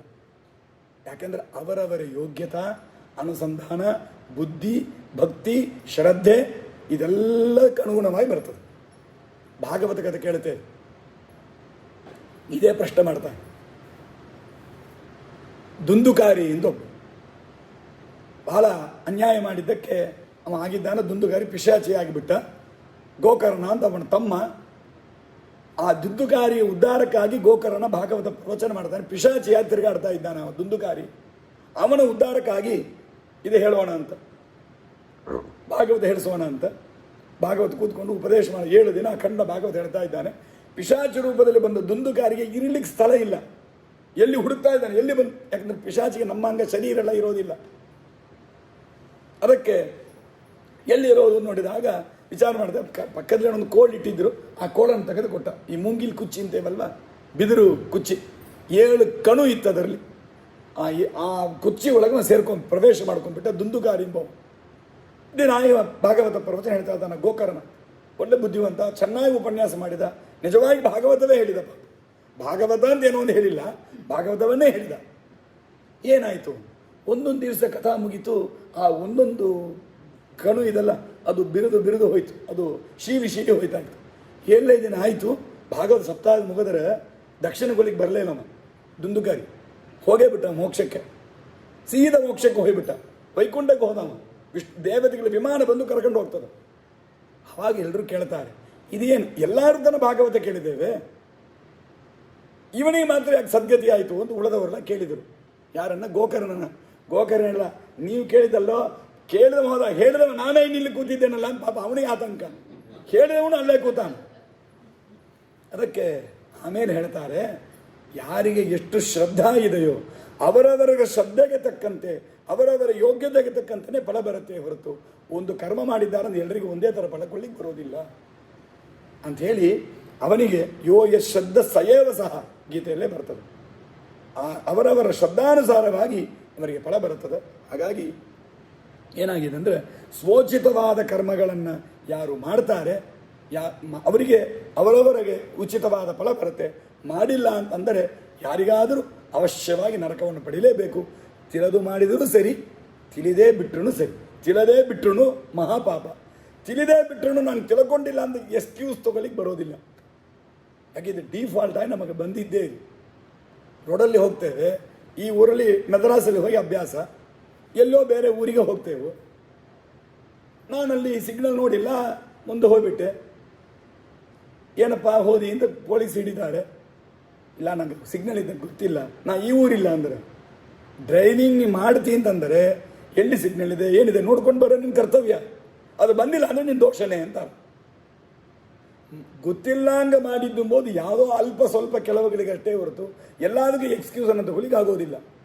ಯಾಕೆಂದರೆ ನಮ್ಗೆ ಏನೇ ಗೊತ್ತಿಲ್ಲ ಅಂತ ಇಟ್ಕೊಳ್ರಿ, ಈಗ ನಾವು ಕ್ಲೈಮ್ ಮಾಡ್ಬೋದು. ನನಗೆ ಡ್ರೈವಿಂಗೇ ಗೊತ್ತಿಲ್ಲ ಅಂದರೆ ಡ್ರೈವರ್ ಹೋದದಕ್ಕೆ ನನಗೆ ಯಾಕೆ ಪೆನಾಲ್ಟಿ ಹಾಕ್ತೀನಿ ನಾನು ಕೇಳ್ಬೋದು. ಯಾಕಂದ್ರೆ ನಾನು ಗಾಡಿ ಒಳಗೆ ಸವಾರಿ ಮಾಡ್ತಾ ಇದ್ದೇನೆ, ಡ್ರೈವಿಂಗ್ ಇನ್ನೊಬ್ಬ ಮಾಡ್ತಾನೆ, ನನಗೆ ಡ್ರೈವಿಂಗ್ ಗೊತ್ತಿಲ್ಲ, ಆವಾಗ ನನಗೆ ನೀನು ಹಾಕ್ಲಿಕ್ಕಿಲ್ಲ ಅಂತ ನಾನು ಕ್ಲೈಮ್ ಮಾಡ್ಬೋದು. ಡ್ರೈವರ್ ತರ ರೂಪಾಯಿ ಇಲ್ಲ ಅಂತ ಅಂದರೆ ನೀವು ಪೆನಾಲ್ಟಿ ಕಟ್ಟಿ ಅಂತ ನನಗೆ ಹೇಳಿದರೆ ಪೊಲೀಸವರು ಕಟ್ತೇವೆ. ಯಾರಾದರೂ ರೂಲ್ಸ್ ಇಲ್ಲ ಹಾಗೆ, ಯಾವ ಹೋದರೂ ಅವ ಕಟ್ಟಬೇಕು. ಅಲ್ಲಿ ನಾನು ಗಾಡೀಲಿ ಟ್ರಾವೆಲ್ ಮಾಡಿದ್ದೇನೆ ಅಂದರೆ ನಂಗೆ ಓಡಿಸ್ಲಿಕ್ಕೆ ಬರಲಾರ್ದು. ನಾನು ಆ ಕೆಲಸ ನಂದಲ್ಲ, ಟ್ರಾವೆಲ್ ಮಾಡೋದಕ್ಕೆ ನನ್ನ ಕೆಲಸ, ಅದಕ್ಕೆ ನಾನು ಕಟ್ಟಬೇಕಾಗಿಲ್ಲ. ಹಾಗೆ ಮಾಡ್ಬೋದು. ಹಾಗೆ ಒಂದು ವೇಳೆ ದೇವರು ಯಾಕಪ್ಪ ವರ್ಣಾಶ್ರಮೋಚಿತ ಕರ್ಮ ಮಾಡಿಲ್ಲ ಅಂದರೆ ನೋಡಿ ಸರ್, ನನಗೆ ತಿಳಿಲಾರದು ಅಂದರೆ ಯಾವಾಗ ಎಕ್ಸ್ಕ್ಯೂಸ್ ಕೇಳಬೇಕಂದ್ರೆ ನನಗೆ ಉಣ್ಲಿಕ್ಕೆ ತಿರಿಬಾರ್ದು, ನನ್ನ ಆಹಾರ ಏನು ನಂಗೆ ತಿಳಿದಿರಬಾರ್ದು, ನನ್ನ ಅಪ್ಪ ಅಮ್ಮ ಯಾರು ನಂಗೆ ತಿಳಿಬಾರ್ದು, ನನ್ನ ಮನೆ ಯಾವುದು, ಹೆಂಡತಿ ಯಾವುದು, ಮಕ್ಕಳು ಯಾರು, ಮದುವೆ ಮಾಡ್ಕೊಳ್ಳಿಕ್ಕೆ ತಿಳಿದಿರಬಾರ್ದು, ಮಕ್ಕಳು ಹಿಡಿಲಿಕ್ಕೆ ತಿಳಿದಿರಬಾರ್ದು, ಏನೇ ತಿಳಿಲ್ಲ ಹಂಗಿದ್ದಿತ್ತು ಅಂತ ಇಟ್ಕೊಳ್ರಿ. ಸ್ವಾಮಿ, ನನ್ನ ವರ್ಣಾಶ್ರಮ ಧರ್ಮವು ತಿಳಿಲ್ಲ, ನನ್ನ ಮನಸ್ಸು ಅಂತ ನಾನು ಕೇಳ್ಬೋದು. ಸೇರಿ ದೇವರ ಹೋದ್ರೆ ಹೋಲಿಂದ ಬಿಡ್ಬೋದೋ ಏನೋ, ಬಾಕಿಯೆಲ್ಲ ತಿಳಿತದೆ ನಮಗೆ, ವರ್ಣಾಶ್ರಮ ಮಾತ್ರ ತಿಳಿಲ್ಲ. ಪಾರ್ಷಿಯಲ್ ಅಮ್ನೀಷಿಯಲ್ ತಪ್ಪಿಲ್ವ ಅದು? ಬಾಕಿಯೆಲ್ಲ ಗೊತ್ತಿದಲ್ಲ. ಒಬ್ಬರು ಹಾಗೆ ಮಾಡಿದರು ಪಾಪ. ಯಾವುದೊಂದು ಪ್ರವಚನವೇ ನಮ್ಮ ಪಾಠದಲ್ಲಿ, ಹೆಸರು ಬೇಡ. ಅವರು ಸುಮ್ಮನೆ ನೀವು ಇಷ್ಟೆಲ್ಲ ಭಾಳ ಬೈತೀರಿ ಶಾಸ್ತ್ರದಲ್ಲಿ, ನಮ್ಮೆಲ್ಲ ಬೈದು ನಿಂದೆ ಮಾಡ್ತೀರಿ, ನಮಗೆ ಸಂದರ್ಭ ಸಿಕ್ಕಿಲ್ರಿ, ನಮಗೆ ಅದು ಉಂಟಾದ ಸಂದರ್ಭ ಸಿಕ್ಕಿಲ್ಲ, ನಾವೇನು ಮಾಡೋದು? ನಮಗೂ ಯಾರಾದರೂ ಪಾಠ ಹೇಳಿದ್ರೆ ನಾವು ಕೇಳಿದ್ದೆವು, ನಾವು ಕೇಳಿರ್ಬೇಕು ಅಂತ ಅವರು ಹೇಳಿದರು. ಒಂದು ರೀತಿಯಲ್ಲಿ ಸರಿ ಅಂತ ಅನ್ನಿಸ್ತದೆ. ನಾನು ಅವ್ರಿಗೆ ಕೇಳಿದೆ, ಮನೆ ಎಲ್ಲಿದೆ ಅಂತ. ಯಾವುದೋ ಒಂದು ಊರಲ್ಲಿ ಮನೆ, ಇನ್ನು ಊರು ಒಳಗ ಔಟ್ರ ಅಂತ ಕೇಳಿಲ್ಲ. ಔಟ್ರು ಮಕ್ಕಳಿಗೆ ಸ್ಕೂಲು ಪಕ್ಕದಲ್ಲಿ. ಎಂಥ ಸ್ಕೂಲ್ ಅದು? ತುಂಬ ದೊಡ್ಡ ಸ್ಕೂಲು. ಏನು ಅವ್ರು ಯಾರೋ ಸ್ಕೂಲಿನವ್ರು ಮನೆಗೆ ಬಂದು ಬಾಗಿಲು ತಟ್ಟಿ ಪಕ್ಕದಲ್ಲಿ ಇಸ್ಕೊಂಡು ಮಗನನ್ನು ಸೇರಿಸಿರಿ ಅಂತಂದ್ರೆ, ಈ ಜಾಗದಲ್ಲಿ ಮನೆ ಇದೆ ಕಟ್ಕೊಳ್ರಿ ಯಾರಾದರೂ ಮನೆಗೆ ಬಂದು ಬಾಗಿಲು ತಟ್ಟಿ ನಾಕಿಂಗ್ ಯುವರ್ ಡೋರ್ ಸ್ಟೆಪ್ಸ್ ಯಾರಾದ್ರು ಬಂದ್ರೆ ಅದೆಲ್ಲ ಹುಡ್ಕೊಂಡು ಹೋದಿರಲ್ಲ. ಎಲ್ಲಿ ಚೀಪಾಯಿ ಜಾಗ ಸಿಗ್ತದೆ ಅಂತ ಹುಡ್ಕೊಂಡು ಹೋಗ್ತೇವೆ. ಯಾರು ಚೀಪಾಯಿ ಮನೆ ಕಟ್ಟಿ ಕೊಡ್ತಾನಂತ ಇಂಜಿನಿಯರ್ ಹುಡ್ಕೊಂಡು ಹೋಗ್ತೇವೆ. ಯಾವ ಸ್ಕೂಲ್ ಚೆನ್ನಾಗಿದೆ ಅಂತ ವಿಚಾರಿಸಿ ನಾ ಕಡೆ ಕೇಳಿ ಮಾಡ್ತೇವೆ. ಯಾವ ಉದ್ಯೋಗ ಚೆನ್ನಾಗಿದೆ ಅಂತ ನೋಡಿಕೊಂಡು ಉದ್ಯೋಗ ಅಪ್ಲೈ ಮಾಡಿ ಸಂಬಳ ತಗೊಳ್ತೇವೆ. ಇಷ್ಟೆಲ್ಲ ಮಾಡ್ಲಿಕ್ಕೆ ಬಂದ ನಮಗೆ ಶಾಸ್ತ್ರ ತತ್ವ ಮಾತ್ರ ಮನೆಗೆ ಬರಬೇಕಂತ. ಹೆಂಗೆ ಬರೋದು? ನಮ್ಮ ಪ್ರಯತ್ನ ಏನಿದೆ ಅಲ್ಲಿ? ಇದರೊಳಗೆಲ್ಲ ನಮ್ಮ ಪ್ರಯತ್ನ ಇಲ್ಲ, ತಾನಾಗಿ ಬಂದು ನಡೀತಾ ಇದೆಲ್ಲ. ಹುಡುಗಿಗೆ ಜಾತಕ ಕೊಟ್ಟು ಅವ್ರಲ್ಲಿ ಕೊಟ್ಟು ಈ ಮ್ಯಾಟ್ರಿಮೋನಿ ಆ ಮ್ಯಾಟ್ರಿಮೋನಿ ನೂರಾರು ಕಡೆಗೆ ಸತ್ತು ತಿರುಗಿ ಸತ್ತು ಸುಣ್ಣಾಗಿ ಯಾವುದೋ ಒಂದು ಹುಡುಗಿನ ಆಮೇಲೆ ಕರ್ಕೊಂಡು ಬರೋದಿಲ್ವಾ? ಒಳ್ಳೆ ಸಲ ದೇವರ ಅನುಗ್ರಹ ಸಾವನವನಿಗೆ ಒಳ್ಳೆ ಜಾಗ ಸಿಕ್ತಪ್ಪ, ಪ್ರಯತ್ನ ಮಾಡಂಗೆ ಸಿಗ್ತದ. ಸಾಮಾನ್ಯ ಎಕ್ಸೆಪ್ಷನ್ಸ್ ಯಾರೋ ಒಬ್ಬರಿಬ್ಬರಿಗೆ ಅನಾಯಾಸ ಆಗ್ಬೋದು, ಅದು ಎಲ್ಲರಿಗೆ ಡಿಫಾಲ್ಟ್ ಆಗಿ ತಗೊಳ್ಳಿಕ್ಕೆ ಬರೋದಿಲ್ಲ. ಎಲ್ಲದರಲ್ಲೂ ಪ್ರಯತ್ನ ಮಾಡುವ ನಾವು ತತ್ವದ ವಿಷಯದಲ್ಲಿ, ಧರ್ಮದ ವಿಷಯದಲ್ಲಿ ಮಾತ್ರ ತಾನಾಗಿ ಅದನ್ನು ಮನೆಗೆ ಬರಬೇಕು ಅಂದರೆ ಹೆಂಗೆ ಬರೋದು? ಅದಕ್ಕೆ ನಾವು ಪ್ರಯತ್ನ ಮಾಡಬೇಕಾ ಬೇಡ? ಅದಕ್ಕೆ ಗೊತ್ತಿಲ್ಲ ಅಂಥೇಳಿ ಇದರಲ್ಲಿಲ್ಲ, ತಪ್ಪಿಸ್ಕೊಳ್ಳಿಕ್ಕೆ ಹಾದಿ ಇಲ್ಲ. ಗೊತ್ತು ಮಾಡಿಕೊಳ್ಳಬೇಕಾದ್ರೆ ನಮ್ಮ ಕರ್ತವ್ಯ. ಅದಕ್ಕೆ ಶರೀರ ಕೊಟ್ಟದ್ದೇ ದೇವರು, ನಮಗೆ ಶರೀರ ಕೊಟ್ಟದ್ದೇ ನಿನ್ನ ಧರ್ಮ ಏನು ತತ್ವ ಏನು ಅಂತ ತಿಳಿದುಕೊಂಡು ನೀನು ಸಾಧನ ಮಾಡಿ ಉದ್ಧಾರ ಆಗುವಂತಲೇ ದೇವರು ಈ ಮಾನುಷ ಶರೀರವೇ ಕೊಟ್ಟಿದ್ದಾನೆ. ಬ್ರಹ್ಮಾವಬೋಧ ದಿಶನಂ ಮುದಮಾಪ ಸೃಷ್ಟುವ, ಈ ಶರೀರ ಕೊಟ್ಟು ದೇವರು ಬ್ರಹ್ಮದೇವರು ಸಂತೋಷಪಟ್ಟಿದ್ದಾರೆ. ದೇವರನ್ನು ತಿಳಿದುಕೊಳ್ಳಲಿಕ್ಕೆ ಬೇಕಾದ ಎಲ್ಲ ಸೌಕರ್ಯಗಳು ಈ ಶರೀರದಲ್ಲಿದೆ. ಧರ್ಮಾಚರಣೆ ಮಾಡಲಿಕ್ಕೆ ಬೇಕಾದ ಸೌಕರ್ಯ ಈ ಶರೀರದಲ್ಲೇ. ನಾಯಿ ಹಂದಿಗಳಿಗೆ ಸ್ನಾನ ಇಲ್ಲ, ಸಂಧ್ಯಾವನ ಇಲ್ಲ, ಜಪ ಇಲ್ಲ, ನಾಮೋಚ್ಚಾರಣೆ ಇಲ್ಲ, ತೀರ್ಥ ಇಲ್ಲ, ನೈವೇದ್ಯ ಇಲ್ಲ. ಆದರೆ ಬಾಕಿಯೆಲ್ಲ ಇದೆ. ಊಟ ಇದೆ, ತಿಂಡಿ ಇದೆ, ನಿದ್ದೆ ಇದೆ, ಮೈಥುನ್ಯ ಇದೆ, ಆಟ ಇದೆ, ಎಲ್ಲ ಇದೆ. ಈಗ ನಾನು ಸ್ನಾನ ಸಂಧ್ಯಾವನ ನಮ್ಮ ವರ್ಣಾಶ್ರಮ ಧರ್ಮ ಮಾಡಿಲ್ಲ ಅಂದರೆ ನನಗೂ ಅದಕ್ಕೂ ವ್ಯತ್ಯಾಸ ಏನು ಅಂತ ನೋಡಬೇಕು. ಈ ಪುಸ್ತಕದಲ್ಲಿ ಹಾಕೋದು 2 ಫೋಟೋ ಹಾಕಿಬಿಟ್ಟು ಇದರಲ್ಲಿ ಎರಡಕ್ಕೆ ಏನು ವ್ಯತ್ಯಾಸ ಅಂತ ಹಾಕಬೇಕು.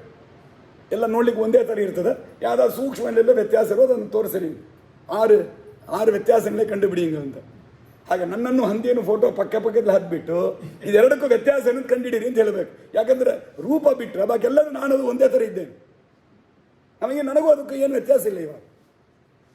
ಅದಕ್ಕೆ ಇದು ಯಾವಾಗ ಧರ್ಮವನ್ನು ತತ್ವವನ್ನು ತಿಳಿದೇ ಧರ್ಮವನ್ನು ಆಚರಣೆ ಮಾಡದೇ ಇದ್ದರೆ ಈ ಅನಿಷ್ಟ ಆಗತ್ತೆ. ಅದಕ್ಕೆ ಮಾಡಲೇಬೇಕು. ಇದನ್ನು ತಪ್ಪಿಸ್ಕೊಳ್ಳಿಕ್ಕೆ ಹಾದಿಲ್ಲ. ಮೋಹಾತಸ್ಯ ಪರಿತ್ಯಾಗ ದೇವರು ಹೇಳ್ತಾನೆ.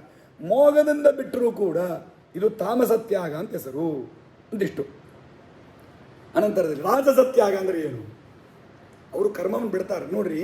ಹಿಂದಿನವರು ಮೋಹದಿಂದ ತಿಳಿದೇ ಏನೂ ತಿಳಿಲ್ಲ ಬಿಟ್ಬಿಟ್ರು, ಅಥವಾ ತಿಳಿದಿದ್ರು ಇದೆಲ್ಲ ಬೇಡ ಮಾಡಬಾರದು ಅಂತ ಬಿಟ್ರು, ಬೇಕಾಗಿಲ್ಲ ಅಂತ ಬಿಟ್ರು. ಈಗ ನೆಕ್ಸ್ಟ್ ಗ್ರೇಡೇಷನ್ ಸ್ವಲ್ಪ ಕಡಿಮೆ. ಬೇಕಾಗಿಲ್ಲ ಅಂತಿಲ್ಲ, ತಿಳಿದಿದೆ, ಬೇಡ ಅಂತ ಅದರ ಮೇಲೆ ದ್ವೇಷ ಇಲ್ಲ, ಆದರೆ ಇದೆಲ್ಲ ಮಾಡಿದರೆ ಸ್ವೆಟ್ ಆಗೋದ್ರಿ ಅಂತಾರಲ್ವ, ಹಾಗೆ ಬಿಟ್ಟರು. ದುಃಖಮಿತ್ಯೇವ ಯತ್ಕರ್ಮ ಕಾಯಕ್ಲೇಶ ಭಯಾತ್ಯಜೆ ಸಕೃತ್ವ ರಾಜಸಂತ್ಯಾಗಂ ನೈವತ್ಯಾಗ ಫಲಂ ಲಭೇತ್. ಕರ್ಮ ಗೊತ್ತಿದೆ, ಮಾಡಬೇಕು ಅಂತ ಆಶೆಯೂ ಇದೆ, ಆದರೆ ಅದು ಮಾಡಿದರೆ ಕಷ್ಟ ಆಗೋದಲ್ಲ ಅಂತ ಬಿಟ್ಬಿಟ್ಟವ. ಇಷ್ಟು ಕಷ್ಟ ಎಲ್ಲ ನನ್ನಿಂದ ಪಡೀಲಿಕ್ಕೆ ಆಗಲಾರ್ದ್ರಿ, ಸ್ವಲ್ಪ ಸಿಂಪಲ್ ಆಯ್ತು ಹೇಳ್ರಿ ಮಾಡೋಣ. ಆ ದೃಷ್ಟಿಯಿಂದ ಯಾರು ಬಿಟ್ಟಿದ್ದಾರೋ, ವಿಹಿತ ಕರ್ಮವನ್ನು ಆಶ್ರಮೋಚಿತವಾದ ಕರ್ಮವನ್ನು ಯಾರು ಬಿಡ್ತಾರೋ ಅದಕ್ಕೆ ಏನು ಹೆಸರು? ರಾಜಸತ್ಯಾಗ ಅಂತ ಕರೀತಾರೆ ಅಂತ. ಇಲ್ಲಿ ಆ ಶ್ಲೋಕ ಹೀಗಿದೆ. ದುಃಖಮಿತ್ಯೇವ ಯತ್ಕರ್ಮ, ದುಃಖ ಅಂತ ಬಿಡ್ತಾರೆ. ಇದು ಮಾಡಿದರೆ ದುಃಖ ಆಗತ್ತೆ ಅಂತ ಬಿಡ್ತಾರೆ. ಕಾಯಕ್ಲೇಶ ಭಯ, ಶರೀರದಲ್ಲಿ ಕ್ಲೇಶ ಆಗತ್ತೆ ಅಂತ ಬಿಡ್ತಾರೆ. ಮತ್ತು ದುಃಖ ಅಂದ್ರೇನು? ಶರೀರದಲ್ಲಿ ಕ್ಲೇಶ ಅಂದ್ರೇನು?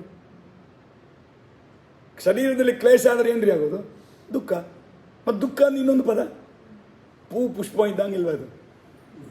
ಏನು ವೆಚ್ಚ ಮಾಡಿದ್ರಪ್ಪ ಲೆಕ್ಕ ಬರೀರಿ, ರೂಪಾಯಿ ಕೊಟ್ಬಿಡ್ತೇನೆ ಅಂದ್ರೆ ಪೂ 500 ರೂಪಾಯಿ, ಪುಷ್ಪ 500 ರೂಪಾಯಿ ಅಂದ್ರೆ ಪೂ ಏನು ಪುಷ್ಪ ಏನು?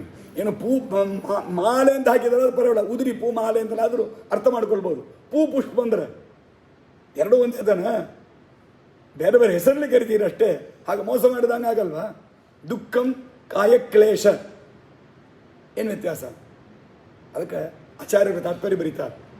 ಎಷ್ಟೊಂದು ಮೈನ್ಯೂಟ್ ವಿಷಯವನ್ನು ಬಿಟ್ಟಿರೋದಿಲ್ಲ, ಚಿಕ್ಕ ಚಿಕ್ಕ ವಿಷಯಗಳನ್ನು ಬಿಡೋದಿಲ್ಲ. ದುಃಖ ಅಂದರೆ ಏನಂದ್ರೆ ಮನಸ್ಸಲ್ಲೇ ಆಗೋದಕ್ಕೆ ದುಃಖ ಅಂತ ಹೆಸರು, ಶರೀರದಿಂದ ಆಗೋದಕ್ಕೆ ಕಾಯಕ್ಲೇಶಜ ದುಃಖ. ಎರಡೂ ದುಃಖವೇ. ಈ ದುಃಖವನ್ನು ಐಸೋಲೇಟ್ ಮಾಡಿ ತನಿಯಾಗಿ ಹೇಳೋದ್ರ ಅರ್ಥ ಏನು ಅಂದರೆ, ಕೆಲವುದು ನಮಗೆ ಶರೀರದಲ್ಲಿ ಏನು ಕಷ್ಟ ಇಲ್ಲ, ಮನಸ್ಸಲ್ಲೇ ತೊಂದರೆ ಆಗುತ್ತೆ. ಅದು ಮನಸ್ಸಿನ ಒಳಗೆ ಆಗುವ ದುಃಖಕ್ಕೆ ಆಚಾರ ವಾಕ್ಯವೇ ಇದೆ, ಅದನ್ನೇ ಓದ್ತೇವೆ.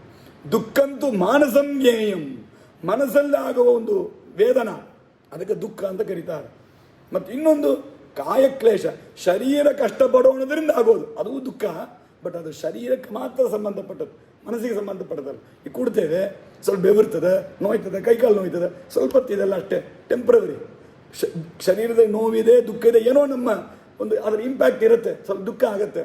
ಬಟ್ ಇದೆಲ್ಲ ಮನಸ್ಸಿಗೆವರೆಗೆ ಹೋಗಿ ತುಂಬತ್ತು ಅದನ್ನು ಮನಸ್ಸಿಗೆ ಅಟ್ಯಾಚ್ ಆಗಿರೋದಿಲ್ಲ. ಸ್ವಲ್ಪ ದಿನದ ಮೇಲೆ ಬಿಟ್ಬಿಡ್ತೇವೆ, ಅದು ಜಸ್ಟ್ ಲೈಕ್ ದಟ್ ಬಿಟ್ಬಿಡ್ತೇವೆ. ಹಾಗಿರೋದು ಇದೆಲ್ಲ ಕಾಯಕ್ಲೇಶದಿಂದ ಆಗೋದು, ಕೆಲವುದು ಮನಸ್ಸಿಗೇ ಆಗ್ತಾ ಇರೋದು, ಹೀಗಿರೋದು. ಈ ಪ್ರಕಾರವಾದ ದುಃಖ ಇಂಥದ್ದಾಗತ್ತೆ ಅಂತನ್ನೋದಕ್ಕಾಗಿ ಯಾರು ಹೇಳಿದ್ದುಂಟು, ಏಕಾದಶಿ ಉಪವಾಸ ಮಾಡಬೇಕಪ್ಪ, ಚಿಕ್ಕ ವಯಸ್ಸು ಮಾಡು, ಒಳ್ಳೆ ತೆಂಪಿದೆ ಮಾಡು ಅಂತಂದ್ರೆ ಒಬ್ಬರು ಹೇಳಿದರು, ಅಯ್ಯೋ ನನಗೆಲ್ಲ ಮಾಡಬೇಕು ಅಂತ ತುಂಬ ಆಸೆ ರೀ, ಮನೆಯೊಳಗೆ ನಮ್ಮ ಅಪ್ಪ ಅಮ್ಮ ದೊಡ್ಡವರಿದ್ದಾರೆ, ಅವರು ಊಟ ಮಾಡುವಾಗ, ತಿಂಡಿ ಫಲಾರ ಮಾಡುವಾಗ, ಊಟ ಮಾಡುವಾಗ ನಾನು ಉಪವಾಸ ಮಾಡೋ ಮನಸ್ಸಿಗೆ ದುಃಖ ಆಗುತ್ತೆ, ಅದಕ್ಕೆ ನಾನು ಮಾಡ್ತಾ ಇಲ್ಲ. ಇದು ಮಾತ್ರ ಒಂದು ಆಶ್ಚರ್ಯ ರೀ. ಧರ್ಮವನ್ನು ಮಾತ್ರ ಮಾಡಲಾಂಗಿರ್ಲಿಕ್ಕೆ ಎಷ್ಟೆಷ್ಟು ಕಾರಣ ಹೇಳ್ತಾರೆ, ಭಾಳ ಆಶ್ಚರ್ಯವಾಗಿದೆ. ಅಷ್ಟು ಬುದ್ಧಿ ನಮಗೆ ದೇವ್ರು ಕೊಟ್ಟಿಲ್ಲಲ್ಲ ಅಂತ. ಅದು ರೂಮ್ ಪೊಟ್ಟು ಎಸಿಗಿರಂಗಳೊಂಬಾರಲ್ಲ, ಹಂಗೆ ಮಾತ್ರ ಯೋಚನೆ ಮಾಡ್ತಾರೆ. ಯಾವುದು ಸುಳ್ಳಲ್ಲ, ಯಾವುದು ನನ್ನ ಸುಳ್ಳು ಎಕ್ಸಾಗರೇಷನ್ ಅಲ್ಲ, ನಾನೇ ಕಲ್ಪನೆ ಮಾಡಿ ಹೇಳಿದ್ದಲ್ಲ. ಇದೆಲ್ಲ ಒಬ್ಬೊಬ್ಬರದ್ದು ಕೆಲವೊಬ್ಬೊಂದು ಪ್ರಸಂಗದಲ್ಲಿ ಮಾತಾಡುವಾಗ ನಡೆಯುವಾಗಲೇ ನಡೆದಿದ್ದು. ಯಾರೊಬ್ಬರು ಒಳ್ಳೆ ಬುದ್ಧಿವಂತರು, ಪಾಠಕ್ಕೆ ಬರ್ರಿ, ಏನೋ ನನಗೆ ಗೊತ್ತಿದ್ದದ್ದು ಹೇಳ್ತೇನೆ, ನನಗೂ ಟೈಮ್ ವೇಸ್ಟ್ ಆಗಬಾರ್ದು, ನಿಮಗೂ ಒಳ್ಳೇದಾಗ್ತದೆ, ಬರ್ರಿ. ಅಯ್ಯೋ ನನಗೆ ಓದಬೇಕು ತುಂಬ ಆಸೆ, ಅದು ಏನಂತ ನೋಡ್ರಿ, ಏನೋ ಒಂದು ಕೆಲಸ ಹೇಳಿದರು, ಆ ಕೆಲಸ ಏನಂತ ಹೇಳೋದು ಬೇಡ. ಈಗ ಅದೇನೋ ಬೆಳಿಗ್ಗೆ ಒಂದು 15 ನಿಮಿಷ, ಸಾಯಂಕಾಲ 5 ನಿಮಿಷ ಕೆಲಸಕ್ಕಷ್ಟೇ, ಹೇಳಲಿಕ್ಕೆ 3 ಸಾರಿ ನನ್ನ ಇಬ್ಬರು ಮುಖ ಅದ್ರಂಗೆ. ಏನೋ ಪಾಪ ಯಾರನ್ನೋ ಹೋಗಿ ಡ್ರಾಪ್ ಮಾಡಿ ಬರಬೇಕು, ಬೆಳಿಗ್ಗೆ ಹೋಗಿ ಡ್ರಾಪ್ ಮಾಡಿಬಿಟ್ಟು ಬರಬೇಕು, ಸಾಯಂಕಾಲ ಪಿಕಪ್ ಮಾಡ್ಕೊಂಡು ಬರಬೇಕು ಮನೆಗೆ. ಅಷ್ಟಕ್ಕೆ ನನಗೆ ಟೈಮ್ ಇಲ್ಲ, ಯಾಕಂದರೆ ಬೆಳಿಗ್ಗೆ ಡ್ರಾಪ್ ಮಾಡಿ ಸಾಯಂಕಾಲ ಪಿಕಪ್ ಮಾಡ್ಕೊಂಡು ಬರಬೇಕಾ ಅಂದರೆ ನಾನು ಪಾಠಕ್ಕೆ ಬಂದರೆ ಅದೆಲ್ಲ ವಿಘ್ನ ಆಗಿಬಿಡೋದು, ಅದಕ್ಕೋಸ್ಕರ ಪಾಠಕ್ಕೆ ಬಂದಿಲ್ಲ ಅಂದರು. ನಾನು ತಲೆ ತುರಿಸ್ಕೊಂಡು ನೋಡಿದ್ದೆ, ಹ್ಯಾಂಗೆ ಇಲ್ಲ ಇದು ಪಾಠಕ್ಕೆ ಬರದೇ ಇರಲಿಕ್ಕೆ ಇದು ಹ್ಯಾಂಗೆ ಕಾರಣ ಆಗತ್ತೆ ಅಂತ.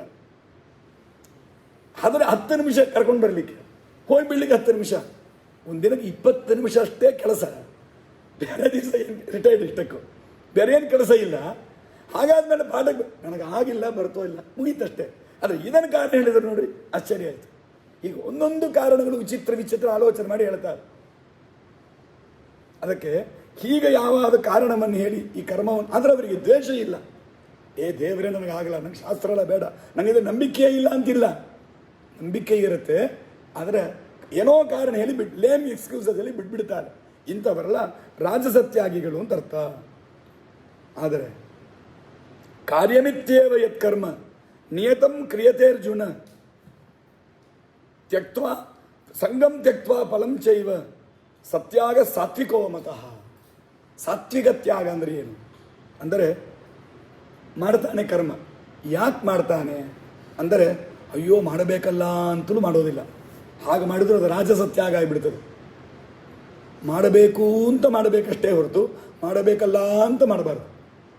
ಇದು ನನ್ನ ಡ್ಯೂಟಿ, ನನ್ನ ಕರ್ತವ್ಯ, ಹಾಗಂತ ಮಾಡಬೇಕು. ಕಾರ್ಯಮಿತ್ಯೇವ ಯತ್ ಕರ್ಮ, ಅದು ನಿಯತಂ ಕರ್ಮ.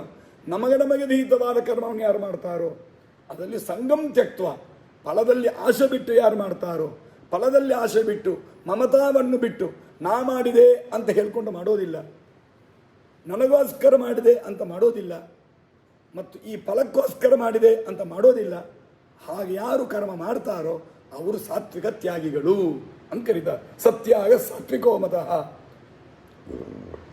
ನ ದ್ವೇಷ್ಟಿ ಅಕುಶಲಂ ಕರ್ಮ ನ ಕುಶಲೇ ನಾನುಷಜ್ಯತೆ ತ್ಯಾಗಿ ಸತ್ವ ಸಮಾವಿಷ್ಟ ಮೇಧಾವಿ ಚಿನ್ನ ಸಂಶಯ. ಆ ತ್ಯಾಗಿನ ದೇವರು ಹೊಗಳ್ತಾನೆ. ಆ ತ್ಯಾಗಿ ಹಾಗಿದ್ದಾನೆ, ನ ದ್ವೇಷ್ಟಿ ಅಕುಶಲಂ ಕರ್ಮ, ಅಕುಶಲವಾದ ಕರ್ಮವನ್ನು ದ್ವೇಷ ಮಾಡೋದಿಲ್ಲ. ಸ್ಥೂಲವಾಗಿ ಅರ್ಥ ಶ್ರೀಮದಾಚಾರ್ಯರು ಬಹಳ ಸುಂದರವಾಗಿ ಅದಕ್ಕೆ ಅರ್ಥ ಬರೀತಾರೆ. ಅಕುಶಲ ಕರ್ಮ ಅಂದ್ರೆ ಏನು? ಮೊದಲು ಕುಶಲ ಅಂದ್ರೆ ಏನು? ಸಾಮಾನ್ಯ ಲೋಕದಲ್ಲಿ ಉಭಯ ಕುಶಲೋಪರಿ ಪತ್ರದಲ್ಲಿ ಬರಿತೇವಲ್ವ, ಹಳೆ ಕಾಲದಲ್ಲಿ ಪತ್ರ ಬರಿತಾ ಇದ್ರು. ಲೆಟರ್ ಬರೆಯೋದು ಒಂದು ಪದ್ಧತಿ ಇರ್ತಾ ಇತ್ತು. ನಾವು ಓದೋ ಕಾಲಕ್ಕೆ ಅದಕ್ಕೊಂದು ಲೆಸನ್ ಒಂದೊಂದು ಇದೇ ಇತ್ತು. ಅದಕ್ಕೆ ಯಾವ್ಯಾವ ಈ ಲೆಟ್ರ್ ಹೆಂಗೆ ಬರೀಬೇಕು, ಈ ಲೆಟ್ರ್ ಹೆಂಗೆ ಬರೀಬೇಕು, ಒಂದು ಲೆಟ್ರ್ ಬರೆಯೋ ಪದ್ಧತಿ. ಇವತ್ತೆಲ್ಲ ಲೆಟ್ರೇ ಇಲ್ಲ, ಎಲ್ಲ ವಾಟ್ಸಪ್ಪು. ಅದರೊಳಗೆ ಪೂರ್ತಿ ಸ್ಪೆಲ್ಲಿಂಗು ಬರೋದಿಲ್ಲ.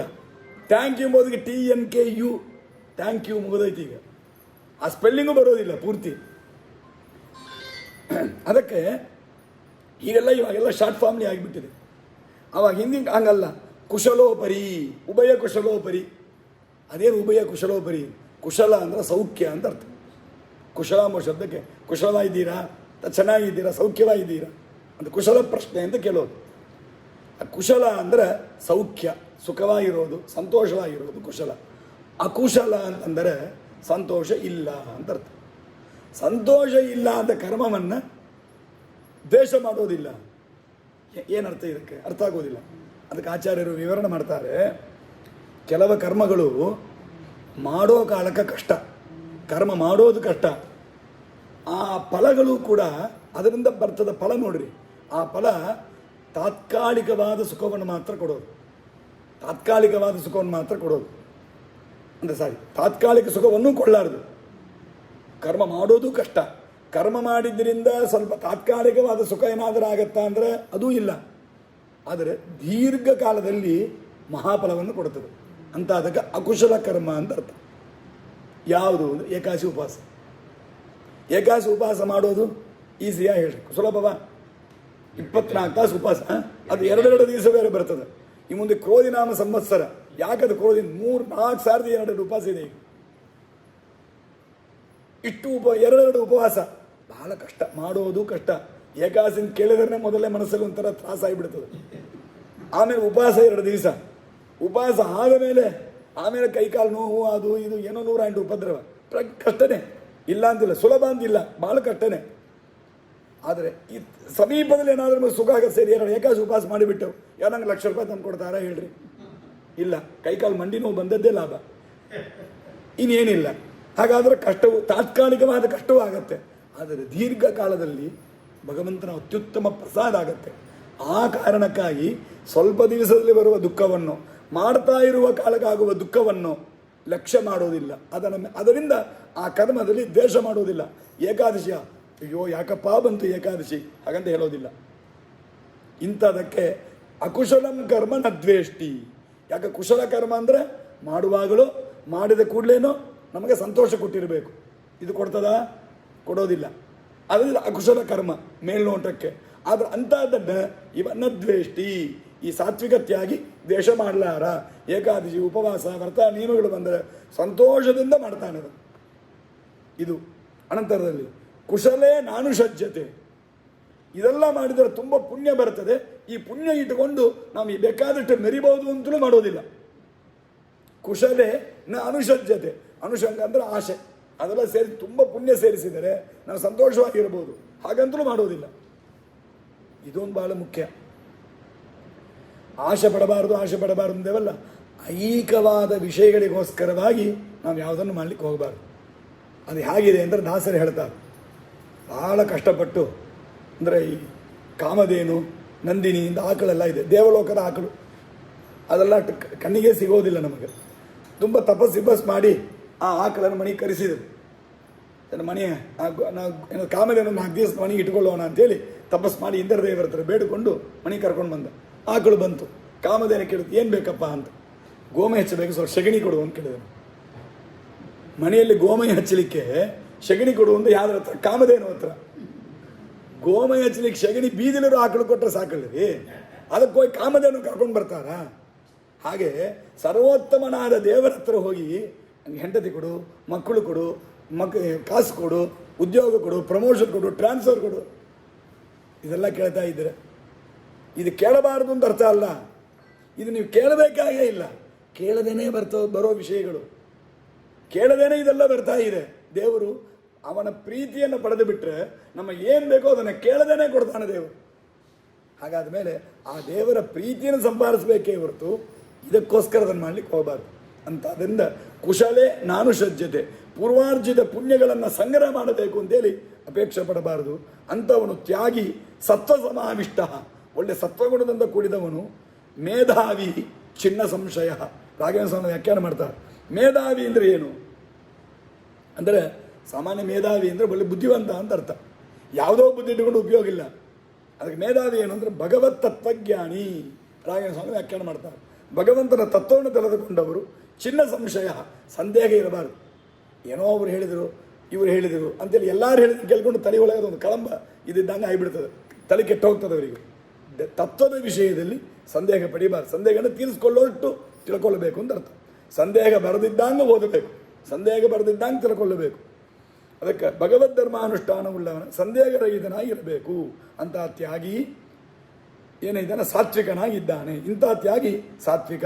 ನಹಿದೇ ಭಗವೃತ ಶಕ್ಯಂ ತ್ಯಕ್ತುಂ ಕರ್ಮಾಣ್ಯಶೇಷತಃ ಎಷ್ಟು ಕರ್ಮ ಫಲತ್ಯಾಗಿ ಸತ್ಯಾಗಿತ್ಯಭಿಧೀಯತೆ. ಅಲ್ಲ, ಅರ್ಜುನ ಕೇಳ್ಬೋದು ಇವಾಗ, ಕೃಷ್ಣ ಹೀಗಾಗಿ ನಮ್ಮನ್ನು ತಪ್ಪ ಅಂದರೆ ಇಷ್ಟ್ಯಾಕೆ ನಮ್ಮನ್ನು ಕಷ್ಟ ಕೊಡ್ತೀವಿ? ತ್ಯಾಗಿ ಎಂಬ ಶಬ್ದ ಕರ್ತೀನಿ. ಲಿಟ್ರಲ್ ಮೀನಿಂಗ್ ಏನಿದೆ? ಸಿಂಪಲಾಗಿ ಹೇಳ್ರಿ, ಯಾವಾಗಲೂ ತುಂಬ ಕಷ್ಟ ಕೊಡಬಾರ್ದು. ತ್ಯಾಗಿ ಅಂದರೆ ಏನು? ಸ್ಯಾಕ್ರಿಫೈಸ್ ಮಾಡೋವ, ಬಿಡೋ ಅಂತ ಅರ್ಥ. ಕರ್ಮವನ್ನು ಬಿಟ್ಟವನನ್ನು ತ್ಯಾಗಿ ಅಂತ ಹೇಳ್ರಿ. ಇಲ್ಲಿ ಏನು ಹೇಳ್ತಾ ಇದ್ರೆ ಉಲ್ಟಾವಾಗಿ ಕರ್ಮವನ್ನು ಮಾಡೋವರನ್ನು ತ್ಯಾಗಿ ಅಂತ ಕರಿತೀವಿ. ಅದರ ತ್ಯಾಗಿ ಶಬ್ದದ ಅರ್ಥ ಏನು? ಬಿಟ್ಟವರು ಅಂತ. ನೀವು ಮಾಡೋವರನ್ನು ತ್ಯಾಗಿ ಅಂತ ಹೇಳ್ತಾ ಇದ್ದೀರಿ. ಇದು ಯಾಕೆ ಹಿಂಗೆ ಮಾಡ್ತೀವಿ? ಹಾಗಂತ ನಮ್ಮಂಥವ್ರು ಯಾರಾದರೂ ಮಂದ ಜನರ ಪ್ರಶ್ನವನ್ನು ಅರ್ಜುನ ಕೇಳ್ತಾನೆ. ಅದಕ್ಕೆ ದೇವರು ಉತ್ತರ ಹೇಳ್ತಾನೆ, ಆಯ್ತಪ್ಪ, ಕರ್ಮವನ್ನು ಬಿಟ್ಟವರನ್ನು ತ್ಯಾಗಿ ಅಂತ ಹೇಳೋಣ. ಕರ್ಮ ಬಿಡ್ಲಿಕ್ಕೆ ಆಗತ್ತಾ? ಕರ್ಮ ಬಿಟ್ಟಿರ್ಲಿಕ್ಕೆ ಆಗೋದಾ? ಯೋಚನೆ ಮಾಡಿರಿ. ಹೀಗೇ ಕೂತಿರ್ತೇವೆ. ಅದು ಯಾವುದೋ ಒಂದು ತಮಾಷೆ ಕೂಡ ಹೇಳಿದ್ರು, ಏನು ಮಾಡ್ಲಂಗೆ ಕೂತಿರ್ತೇನೆ. ಏನು ಮಾಡ್ಲಂಗೆ ಕೂತಿರೋದೇ ಒಂದು ಕರ್ಮ. ಯಾವನೊಬ್ಬ ಹೇಳ್ತಾ ಇದ್ದಲ್ಲ, ಸುಮ್ಮನೆ ಕೂತಿರೋದು ಎಷ್ಟು ಕಷ್ಟದಲ್ಲಿ ಹೋದ ಅಂತ. ಹಾಗೆ ಸುಮ್ಮನೆ ಎಷ್ಟೊತ್ತು ಕೂತಿರು, ಒಂದು ಇರುವಿ ಬಂತು, ಬೇಡ ಒಂದು 5 ನಿಮಿಷ ಹಿಂಗೆ ಕೂತಿರಿ, ಒಂದು ಚೇಲ್ ಬಂತು, ನಾನು ಏನು ಮಾಡಬೇಕೀಗ? ಸುಮ್ಮನೆ ಕೂತಿರಲ್ಲ, ಹಿಂಗೆ ಎದ್ದು ಓಡಲ್ವ? ಆವಾಗ ಸುಮ್ಮನೆ ಕೂತಿರೋದು ಒಂದು ಕರ್ಮ. ಯಾವಾಗ ಏನೂ ಮಾಡಿಲ್ಲ ಅಂದ್ರೂ ಕೂಡ ಮನಸ್ಸಲ್ಲಿ ಮನಸ್ಸಿನಲ್ಲಿ ಕರ್ಮ ನಡೀತಾ ಇರ್ತದೆ. ಮನಸ್ಸಲ್ಲಾದರೂ ಕರ್ಮ ನಡೀತಾ ಇರ್ತದೆ. ಯಾವ ಕೆಲಸವೂ ಮಾಡಲ್ಲ ಹಂಗೆ ಒಂದು ಚೇತನ, ಮನುಷ್ಯ ಅಲ್ಲ, ಒಂದು ಚೇತನ ಇರ್ಲಿಕ್ಕೆ ಆಗೋದಿಲ್ಲ. ಅದಕ್ಕೆ ಸಾಮಾನ್ಯ ಬೈಯೋದು, ಚೇತನ ಸುಮ ಕೂಡ್ಲಾರಂತ ಅಂತ ಬೈಯೋದು. ಈ ಚೇತನ ಅದು ಹೆಸರೇ ಅದಕ್ಕೆ ಚೇತನ ಅಂತ. ಏನು ಮಾಡ್ಲಂಗೆ ಒಬ್ಬರಿಂದ ಇರ್ಲಿಕ್ಕೆ ಆಗಲ್ಲ. ನಗಿ ಕಶ್ಚಿತ್ ಕ್ಷಣಮಪಿ ಜಾತು ತಿಷ್ಟತ್ ಅಕರ್ಮ ಕೃತ. ಕೃಷ್ಣನೇ ಮೊದಲು ಹೇಳಿದ್ದು ಗೀತೆಯಲ್ಲಿ. ಅದಕ್ಕೆ ನೈಕಶ್ಚಿಕ್ಷಣಮಪಿ ಜಾತುಷ್ಟತ್ಯ ಕರ್ಮ ಕೃತ ಕೃಷ್ಣನ ನೇಹ ಇನ್ನು ಕುರ್ವನ್ನೇವೇಹ ಕರ್ಮಾಣಿ ಜಿಜೀವೇ ಶತಕಂ ಸಮಾಹ ಉಪನಿಷತ್ ಹೇಳ್ತಾ ಇದೆ. ದೇವರು ಹೇಳ್ದ ನಹಿ ದೇಹಭೃತ ಶಕ್ಯಂ ತ್ಯಕ್ತುಂ ಕರ್ಮಾಣ್ಯಶೇಷತಃ. ಯಾವೊಬ್ಬ ಚೇತನದಿಂದಲೂ ಯಾವೊಬ್ಬ ಜೀವರಾಶಿಯಿಂದಲೂ ಯಾವುದೇ ಕರ್ಮ ನಾನು ಮಾಡಲಾಗಿರ್ತೇನೆ ಅಂತ ಒಬ್ಬನಿಂದ ಇರಲಿಕ್ಕೆ ಆಗೋದೇ ಇಲ್ಲ. 100% ನೋ ಚಾನ್ಸ್. ಹಾಗಿದ್ದ ಮೇಲೆ ಏನೋ ಒಂದು ಕರ್ಮ ಮಾಡಲೇಬೇಕು. ಅವ ಯಾಂಗ ತ್ಯಾಗಿನ ಕರೆಯೋದು? ಕರ್ಮವನ್ನು ಬಿಟ್ಟವನನ್ನು ತ್ಯಾಗಿನ ಕರೆಯೋದು ಅಂದರೆ ಕರ್ಮವನ್ನು ಬಿಡ್ಲಿಕ್ಕೆ ಆಗತ್ತಾ ಮೊದಲು? ಹಾಗಾದರೆ ಇಲ್ಲ. ಇವತ್ತು ಲೋಕದಲ್ಲಿ ಯಾರನ್ನು ತ್ಯಾಗಿ ಅಂತ ಕರೀತಾರೆ? ತ್ಯಾಗಿ ಅಂತ ಕೆಲವರನ್ನ ಹೆಸರು ಹೇಳ್ತಾರಲ್ವ, ಯಾರನ್ನು ತ್ಯಾಗಿ ಅಂತ ಕರೀತಾರೆ? ಅವನು ಎಷ್ಟು ಕುಡಿ ಹಿಡಿದಿದ್ದಾನೆ, ಹೊಡಿ ತಿಂದಿದ್ದಾನೆ ಇಲ್ವಾ? ಯಾವನು ಬ್ರಿಟಿಷ್ ಹತ್ರ ಹೊಡಿ ತಿಂದ, ಕೊಡಿ ಹಿಡ್ಕೊಂಡು ಹೋದ, ಜಯ ಭಾರತ ಅಂತ ಧ್ವನಿ ಉದ್ಘೋಷಣೆ ಮಾಡಿದ ಅಂತ ಅವನು ತ್ಯಾಗಿ ಅಂತೀರಿ. ಎಲ್ಲ ಬಿಟ್ಟವಂತಂದ್ರೆ ತ್ಯಾಗಿನ ಕರಿಬೇಕಂದ್ರೆ ಅದೆಲ್ಲ ಮಾಡೋದಕ್ಕಾಗಿ ಮನೆ ಬಿಟ್ಟ, ಹೆಂಡತಿ ಬಿಟ್ಟ, ಮಕ್ಕಳು ಬಿಟ್ಟ, ಆಸ್ತಿ ಬಿಟ್ಟ, ಓದು ಬಿಟ್ಟ, ತನ್ನ ಜೀವನ ಬಿಟ್ಟ. ಹಾಗಾದರೆ ಯಾವುದಕ್ಕೋಸ್ಕರ ಇದೆಲ್ಲ ಬಿಟ್ಟ? ಅದಕ್ಕಾಗಿ ಇವನು ತ್ಯಾಗಿನ ಕರಿತೇವೆ. ಇದೆಲ್ಲ ಬಿಟ್ಟದ್ದು ದೊಡ್ಡದಲ್ಲ, ಇದು ಬಿಟ್ಟದ್ದಕ್ಕೆ ಏನು ಮಾಡಿದವ? ಅದಕ್ಕೆ ಲೌಕಿಕದಲ್ಲಿ ಅವನನ್ನು ತ್ಯಾಗಿ ಅಂತ ಕರೀತಾರೆ. ಹಾಗೆ ಧಾರ್ಮಿಕದಲ್ಲಿ ತ್ಯಾಗಿ ಅಂದರೆ ಏನು? ಬಿಟ್ಟದ್ದಕ್ಕೆ ತ್ಯಾಗಿ ಅಂತಲ್ಲ. ಇದೆಲ್ಲ ಬಿಟ್ಟು ಯಾವುದನ್ನು ಹಿಡಿಲಿಕ್ಕೆ ಇದನ್ನು ಬಿಟ್ಟಿದ್ದಿ ಅದನ್ನು ನೋಡಬೇಕು. ಯಾವುದನ್ನು ಒಂದು ಹಿಡಿಲಿಕ್ಕೆ ಉಳಿದದನ್ನು ಬಿಡ್ತಾರೆ. ಅವ ಹಿಡದದ್ದು ಯಾವುದನ್ನು ಅದನ್ನಿಟ್ಟುಕೊಂಡು ನಾನು ತ್ಯಾಗಿಯ ಯಾಕಂತ ಅರ್ಥ ಮಾಡಬೇಕೇ ಹೊರತು ಬಿಟ್ಟದ್ದಕ್ಕಾಗಿ ನಾವು ತ್ಯಾಗಿ ಆಗೋದಿಲ್ಲ. ಅದಕ್ಕೆ ಹೇಳ್ದ ನಗಿ ದೇಹಭೃತ ಶಕ್ಯಂ ತ್ಯಕ್ತುಂ ಕರ್ಮಾಣ್ಯಶೇಷತಃ. ಸರ್ವಾತ್ಮನ ಕರ್ಮ ಬಿಟ್ಟಿರ್ತೇನೆ ಎಂಬುದು ಯಾವ ಚೇತನರಿಗೂ ಸಾಧ್ಯ ಇಲ್ಲ. ಹಾಗಾದರೆ ತ್ಯಾಗಿ ಅಂತ ಯಾರು? ಎಷ್ಟು ಕರ್ಮಫಲ ತ್ಯಾಗಿ ಸತ್ಯಾಗಿತ್ಯಭಿಧೀಯತೆ. ಯಾರು ಕರ್ಮದ ಫಲದಲ್ಲಿ ಆಶೆ ಬಿಡ್ತಾನೆ, ಆ ಕರ್ಮ ಮಾಡಬೇಕು, ಆ ಫಲವನ್ನು ಎದುರು ನೋಡಬೇಕು. ಅದಕ್ಕೆ ಹೇಳ್ತಾರೆ ಕರ್ಮದಲ್ಲೇ ಅಧಿಕಾರ ನಿನಗೆ, ಕರ್ಮಣ್ಯೇವ ಅಧಿಕಾರಸ್ಥೆ ಮಾ ಫಲೇಶು ಕದಾಚನ. ಕರ್ಮವನ್ನಷ್ಟೇ ಮಾಡು, ಅದಕ್ಕೆ ಫಲಮೈ ಎದಿರ್ಪಾರಾದೆ, ಕಡಮೆಯೇ ಚೈದಿರು, ಕಡಮೆಯೇ ಎದಿರ್ಪಾರಾದೆ. ಗೀತೆಯ ತತ್ವ ಇದೆ. ಇಂಥವನನ್ನು ತ್ಯಾಗಿ ಅಂತ ಕರೀತಾರೆ ಅರ್ಜುನ. ಅದಕ್ಕೆ ಅನಿಷ್ಟಮಿಷ್ಟಂ ಮಿಶ್ರಂಚ ತ್ರಿವಿಧಂ ಕರ್ಮಣ ಫಲಂ ಭವತ್ ಅತ್ಯಾಗಿನಾಂ ಪ್ರೇತ್ಯ ನತು ಸನ್ಯಾಸಿನಾಂ ಕ್ವಚಿತ್. ಈ ತ್ಯಾಗಿಯನ್ನು ದೇವರು ಇಷ್ಟು ವಿಶೇಷ ಕೊಟ್ಟು ಹೊಗಳಿದ್ದ. ಇಷ್ಟು ಮಾತ್ರ ಅಲ್ಲ, ಅವರಿಗೆ ಯಾವ್ಯಾವ ಥರ ಫಲ ಆಗತ್ತೆ, ತ್ಯಾಗ ಮಾಡದೇ ಇದ್ದವರಿಗೆ ಏನು ಫಲ ಆಗತ್ತೆ, ತ್ಯಾಗ ಮಾಡಿದವರಿಗೆ ಹಾಗಿರ್ತಾರೆ. ಇದು ಎರಡನ್ನೂ ಹೇಳಿ ತ್ಯಾಗಿಯನ್ನು ಪ್ರಶಂಸೆ ಮಾಡ್ತಾನೆ ದೇವರು. ನಾವು ಮಾಡಿದ ಕರ್ಮಕ್ಕೆ 3 ಥರ ಫಲ ಇದೆ. ಅನಿಷ್ಟಂ, ಇಷ್ಟಂ, ಮಿಶ್ರಂ ಅಂತ 3 ಥರ ಫಲ. ಅನಿಷ್ಟ ಅಂದರೆ ಏನು? ಯಾರಿಗೂ ಇಷ್ಟ ಇಲ್ಲದ್ದು, ಬೇಡಲಾದದ್ದು, ಜನರಲ್ಲ ಯಾರಿಗಿದೆ ಬೇಡಲಾದದ್ದು ಅಂತ ಕೇಳೋದಿರ್ತದೆ. ಅಂತ ಅದೆಲ್ಲ ಅನಿಷ್ಟ ಅಂತ ಹೆಸರು. ನರಕಾದಿಗಳು, ಯಾರಿಗೆ ನರಕ ಬೇಕು ಅಂತ ಆಸೆ ಪಡ್ತಾರ? ತುಂಬ ಆಸೆ, ಒಂದ್ಸಲ ನರಕಕ್ಕೆ ಹೋಗಿ ಬರಬೇಕು ಅಂತ ಯಾರು ಆಸೆ ಪಡೋದಿಲ್ಲ. ಅಂದರೆ ನರಕದ ಬಗ್ಗೆ ಗೊತ್ತಿದ್ದವರು, ನರಕ ಅಂದರೆ ಏನು ತಿಳಿದವರು, ಏನೂ ತಿಳಿದವರು ಅದೇನೋ ಪಾಪ ಈ ಸ್ವಿಟ್ಜರ್ಲ್ಯಾಂಡು ಆ ಕಡೆ ಇದ್ದಾಗ ನರಕ ಅಂತ ಒಂದು ಇದೆ ಅಂತ ತಿಳ್ಕೊಂಡ್ರೆ ನಾವೇನು ಮಾಡಲಿಕ್ಕಿಲ್ಲ. ನರಕ ಅಂದರೆ ಏನು ತಿಳ್ಕೊಂಡವ ನರಕಕ್ಕೆ ಹೋಗಬೇಕು ಅಂತ ಯಾರು ಆಸೆ ಪಡೋದಿಲ್ಲ. ಅದಕ್ಕೆ ಅನಿಷ್ಟದು. ಇಷ್ಟ ಹೋಗಬೇಕು ಅಂತ ಆಸೆ ಪಡೋದು ಸ್ವರ್ಗಾದಿಗಳು, ಒಂದು ಅಭ್ಯುದಯ, ಬೆಟರ್ಮೆಂಟ್, ಅದಕ್ಕೆ ಸ್ವರ್ಗ ಅಂತ ಅರ್ಥ. ಮಿಶ್ರ ಅಂದರೆ ಏನು? ಎರಡೂ ಕಳೆದಿದ್ದು ಯಾವುದೊಂದು ವರ್ಣನೆ ಮಾಡ್ತಾರೆ. ಸ್ವರ್ಗ ನರಕದಲ್ಲಿ ಆಗುವ ಎರಡು ಸೇರಿದ್ದು ಯಾವುದು ಅಂದರೆ ರಾಘವೇಂದ್ರ ಸ್ವಾಮಿ ವ್ಯಾಖ್ಯಾನ ಮಾಡ್ತಾರೆ. ಮಾನುಷ ದೇಹ ನಮ್ಮದು ಅದು ಹಿಂಗೆ ಯಾವಾಗ ಘಟ್ಟ, ನಾವು ಒಂದು ಹಾಂಗೂ ಇಲ್ಲ, ಅದು ಹಿಂಗೂ ಇಲ್ಲ, ಯಾವುದಾದೊಂದು ಇದ್ದರೆ ಪರವಾಗಿಲ್ಲ. ಈ ಘಟ್ಟ ಅಂದರೆ ಯಾವಾಗಲೂ ಕಷ್ಟ. ಮನುಷ್ಯ ದೇಹ ಅಂತದ್ದೇ. ಮಾನುಷ ಮಿಶ್ರ, ಅದು ಸುಖವೇ ಇಲ್ಲ ಅಂತಿಲ್ಲ, ಸುಖ ಆಗ್ತದೆ. ಈ ದೇಹದಲ್ಲಿ ಎಷ್ಟೋ ಸುಖ ಅನುಭವಿಸ್ತೇವೆ, ಸುಖವಾಗೇ ಇರ್ತೇವೆ ಅಂದ್ರೆ ಎಲ್ಲ ದುಃಖವೂ ಜೊತೆಗೆ ಬರ್ತದೆ.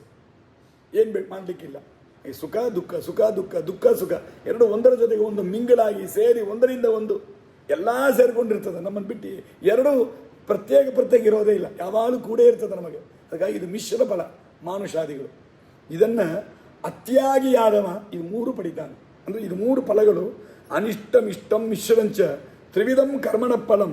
ಅದರಲ್ಲಿ ಭವತಿ ಅತ್ಯಾಗಿನಾಂ ಪ್ರೇತ್ಯ, ಅತ್ಯಾಗಿಗಳಿಗೆ ತ್ಯಾಗ ಮಾಡದೇ ಇದ್ದವರು ಸತ್ತ ಮೇಲೆ ಅವನು ಏನಾಗ್ತಾನಂದರೆ ಅನಿಷ್ಟವಾದ ಫಲವನ್ನು ಅನುಭವಿಸ್ತಾನೆ. ಅದೆಲ್ಲ ಅನುಭವಿಸಿ ಮತ್ತೆ ಸಂಸಾರಕ್ಕೆ ಬರ್ತಾನೆ ಮತ್ತು ಮನುಷ್ಯನಾಗಿ ಹುಡ್ತಾನೆ. ಅದಕ್ಕಾಗಿ ಅವನಿಗೆ ಅಂಥದ್ದು ಏನೋ ಸ್ವಲ್ಪ ಒಂದೆರಡು ಗೊತ್ತಿದ್ದು ಗೊತ್ತಿಲ್ಲದೆ ಏನೋ ಒಂದು ಪುಣ್ಯಕರ್ಮ ಮಾಡಿದ್ರೆ ಸ್ವರ್ಗವೂ ಬರ್ತದೆ ಅವನಿಗೆ, ನರಕ ಜಾಸ್ತಿ, ಸ್ವರ್ಗವೂ ಸ್ವಲ್ಪ ಮತ್ತು ಮನುಷ್ಯ, ಈ 3ರಲ್ಲಿ ತಿರುಗುತ್ತಾ ಇರ್ತಾನೆ. ತಿರುಗಿ ಬರ್ತಾ ಇರ್ತಾನೆ. ಆದರೆ ಭವತ್ ಅತ್ಯಾಗಿನಾಂ ಪ್ರೇತ್ಯ ನತು ಸನ್ಯಾಸಿನಾಂ ಕ್ವಚಿತ್. ಸನ್ಯಾಸಿಗೆ ಮಾತ್ರ ಅದು ಬರೋದಿಲ್ಲ, ಆ ಥರ ಫಲ ಬರೋದಿಲ್ಲ. ಅವನು ಭಗವಂತನ ಪ್ರೀತಿಯಿಂದ ಮೋಕ್ಷಕ್ಕೆ ಹೋಗ್ತಾನೆ ಅಂತ ಅರ್ಥ. ಇಲ್ಲಿ ತ್ಯಾಗಿಗಳ ಮಹಿಮೆಯನ್ನು ಹೇಳ್ತಾ ಬಂದಿದ್ದಾರೆ ಇವಾಗ, ಇಲ್ವಾ? ತ್ಯಾಗಿ ಎಂಬುದರ ಬಗ್ಗೆ ಹೇಳ್ತಾ ಬರ್ತಾ ಇದ್ದಾರೆ. ತ್ಯಾಗಿ ಅಂದರೆ ಯಾರು? ನಾನು ನನ್ನದು ನನಗೋಸ್ಕರ ಎಂಬ ಅಭಿಮಾನ ಬಿಟ್ಟು ದೇವರು ಮಾಡಿಸ್ತಾನೆ ಅಂತ ಹೇಳ್ಕೊಂಡು ಕರ್ಮ ಮಾಡೋರು, ವಿಹಿತ ಕರ್ಮ ಮಾಡೋರು ತ್ಯಾಗಿ, ಇಷ್ಟರ್ಥ. ಸನ್ಯಾಸಿಯಿಂದ ಇನ್ನೊಬ್ಬರ ಬಗ್ಗೆ ಹೇಳಿದ್ದೆವು. ಸನ್ಯಾಸಿ ಅಂದರೆ ಯಾರು? ಕರ್ಮವನ್ನೇ ಬಿಟ್ಟವರು. ಇದರಲ್ಲಿ ಕರ್ಮ ಮಾಡಿ ನಾನು ನನ್ನದು ನನಗ ಎಂಬುದಕ್ಕೋಸ್ಕರ ಬಿಡೋದು ತ್ಯಾಗಿ ಅಂತ ಒಂದು ಅರ್ಥ ನೋಡಿದೆವು. ಸನ್ಯಾಸಿ ಅಂದರೆ ಇಂಥ ಕೇವಲ ಕಾಮಕರ್ಮವನ್ನು ಮಾಡದೇನೆ ಬಿಡೋದು, ಸಕಾಮ ಕರ್ಮವನ್ನು ಕಾಮನಾ ಬಿಟ್ಟು ಮಾಡೋದು, ಒಟ್ಟು ಹಿಂಗೆ ಕಾಮನಾ ಬಿಟ್ಟವರು, ಹೀಗಿದ್ದವರನ್ನ ಸನ್ಯಾಸಿ ಅಂತ ಕರೆದಿದ್ದೆವು. ಅದರ ಮೇಲೆ ಡಿಫರೆನ್ಸ್ ತೋರಿಸ್ಬಿಟ್ಟು ದೇವರೇನು ಮಾಡ್ತಾ ಬಂದಿದ್ದಾನೆ? ತ್ಯಾಗಿಗಳು ತ್ಯಾಗ 3 ವಿಧ, ಸಾತ್ವಿಕ, ರಾಜಸ, ತಾಮಸ ಅಂತ ಹೇಳ್ತಾ ಬಂದಿದ್ದಾನೆ. ಹಾಗಿರೋ ಕಾಲಕ್ಕೆ ತ್ಯಾಗಿಗಳ ಬಗ್ಗೆ ಮಾತಾಡಬೇಕು. ಇದ್ದಕ್ಕಿದ್ದಂಗೆ ದೇವರೇನು ಮಾಡಿಬಿಟ್ಟ ಇಲ್ಲಿ? ಭವತ್ ಅತ್ಯಾಗಿನಾಂ ಪ್ರೇತ್ಯ ನತು ಸನ್ಯಾಸಿನಾಂ ಕ್ವಚಿತ್ ಅಂದ. ಆ ತ್ಯಾಗ ಮಾಡದೇ ಇದ್ದವರಿಗೆ ಈ ಫಲಗಳೆಲ್ಲ ಆಗತ್ತಪ್ಪ, ಸನ್ಯಾಸಿಗಳಿಗೆ ಈ ಫಲ ಆಗಲ್ಲ ಅಂತ ಹೇಳ್ತಾನೆ. ಆದರೆ ಇದಕ್ಕೆ ಹೆಂಗೆ ಹೇಳಿರಬೇಕು? ರೆಲವೆಂಟ್ ಟು ದಿ ಕಾಂಟೆಕ್ಸ್ಟ್ ಹ್ಯಾಂಗೆ ಬಂದಿರಬೇಕಂದ್ರೆ, ಆ ತ್ಯಾಗ ಮಾಡದೇ ಇದ್ದವರಿಗೆ ಫಲಗಳೆಲ್ಲ ಆಗತ್ತೆ, ತ್ಯಾಗ ಮಾಡಿದವರಿಗೆ ಆಗಲ್ಲ. ಹಾಗ್ತಾನೆ ಬರಬೇಕು. ತ್ಯಾಗ ಮಾಡದೇ ಇದ್ದವರಿಗೆ ಆಗತ್ತೆ, ತ್ಯಾಗ ಮಾಡಿದವರಿಗೆ ಇದೆಲ್ಲ ಬರಲ್ಲ, ನರಕಲ್ಲ ಆಗಲ್ಲ ಅಂತ ಹೇಳಬೇಕು. ಅದು ಇದ್ದಕ್ಕಿದ್ದ ದೇವರು ಸನ್ಯಾಸಿನ ಪದ ಸೇರಿಸ್ಬಿಟ್ಟೆ, ತ್ಯಾಗಿ ಎಂಬ ಪದ ತೆಗೆದುಬಿಟ್ಟು ಸನ್ಯಾಸಿನ ಪದ ಹಾಕಿಬಿಟ್ಟು. ಶ್ರೀಮದಾಚಾರ್ಯರು ಅದೇ ನಾನು ಆರಂಭದ ಹೇಳಿದೆ, ತುಂಬ ಮೈನ್ಯೂಟ್ ಆಗಿ ಗಮನಿಸ್ತಾರೆ. ಏನು ಕಾರಣ ಅಂತಂದರೆ, ಆ ಗೀತೆ ಮೇಲೆ, ಆ ಶಾಸ್ತ್ರದ ಮೇಲೆ ಅಷ್ಟು ಅಭಿಮಾನ. ರಸಿಕರ್ತನ ಏನು ಮಾಡೋರು ಅಂದ್ರೆ ಇಂಚಿಂಚಿಗೆ ಗಮನಿಸೋರು. ನಾವೆಲ್ಲ ಹಾಡು ಕೇಳ್ತೇವೆ, ಸಂಗೀತ ಯಾರೋ ಹಾಡ್ತಾರ ಕೇಳ್ತೇವೆ, ಏನೋ ಒಂದು ಸುರುಟಿ ರಾಗವೋ ಸಂಜುರುಟಿ ರಾಗವೋ ನಿಶ್ಶಬ್ದ ಏನೋ ಒಂದು ರಾಗ ತಾಳ ಇದೆ ಕೇಳ್ತೇವೆ, ಸಂತೋಷ ಆಯಿತು, ಹೊರಟು ಬಂದುಬಿಡ್ತೇವೆ, ಚೆನ್ನಾಯಿತು ಅಂತ. ಅದೇ ಸಂಗೀತದಲ್ಲಿ ರಸಿಕರು ನೋಡ್ರಿ, ಇಲ್ಲ ಅಲ್ಲಿ ಸ್ವಲ್ಪ ಸ್ವರ ತಪ್ಪಿತ್ತು, ಆ ರಾಗ ಸ್ವಲ್ಪ ಅಲ್ಲಿ ಬದಲಾವಣೆ ಆಗೋಯ್ತು, ಶ್ರುತಿ ತಪ್ಪಿತ್ತು, ಏನೋ ಒಂದು ಹೇಳ್ತಾರೋ, ಅಷ್ಟು ಮೈನ್ಯೂಟಾಗಿ ನೋಟ್ ಮಾಡ್ತಾರೆ. ಯಾಕಂದ್ರೆ ಅವರು ಅದರಲ್ಲಿ ರಸಿಕರಾಗಿರ್ತಾರೆ, ಆ ವಿಷಯ ಗೊತ್ತಿರುತ್ತೆ, ಅದ್ರಲ್ಲಿ ಇಂಟ್ರೆಸ್ಟ್ ಇರುತ್ತೆ, ಅದನ್ನು ಅನುಭವಿಸ್ತಾರೆ. ಹಾಗಾಗಿ ಅವರಿಗೆ ಅದೆಲ್ಲ ಗೊತ್ತಾಗುತ್ತೆ. ನಾವು ಅದೆಲ್ಲ ಏನಿಲ್ಲ, ಓದೇವೆ, ನೋಡಿದ್ದೇವೆ, ಕೇಳಿದ್ದೇವೆ, ಬಂದ್ಬಿಟ್ಟೇವೆ.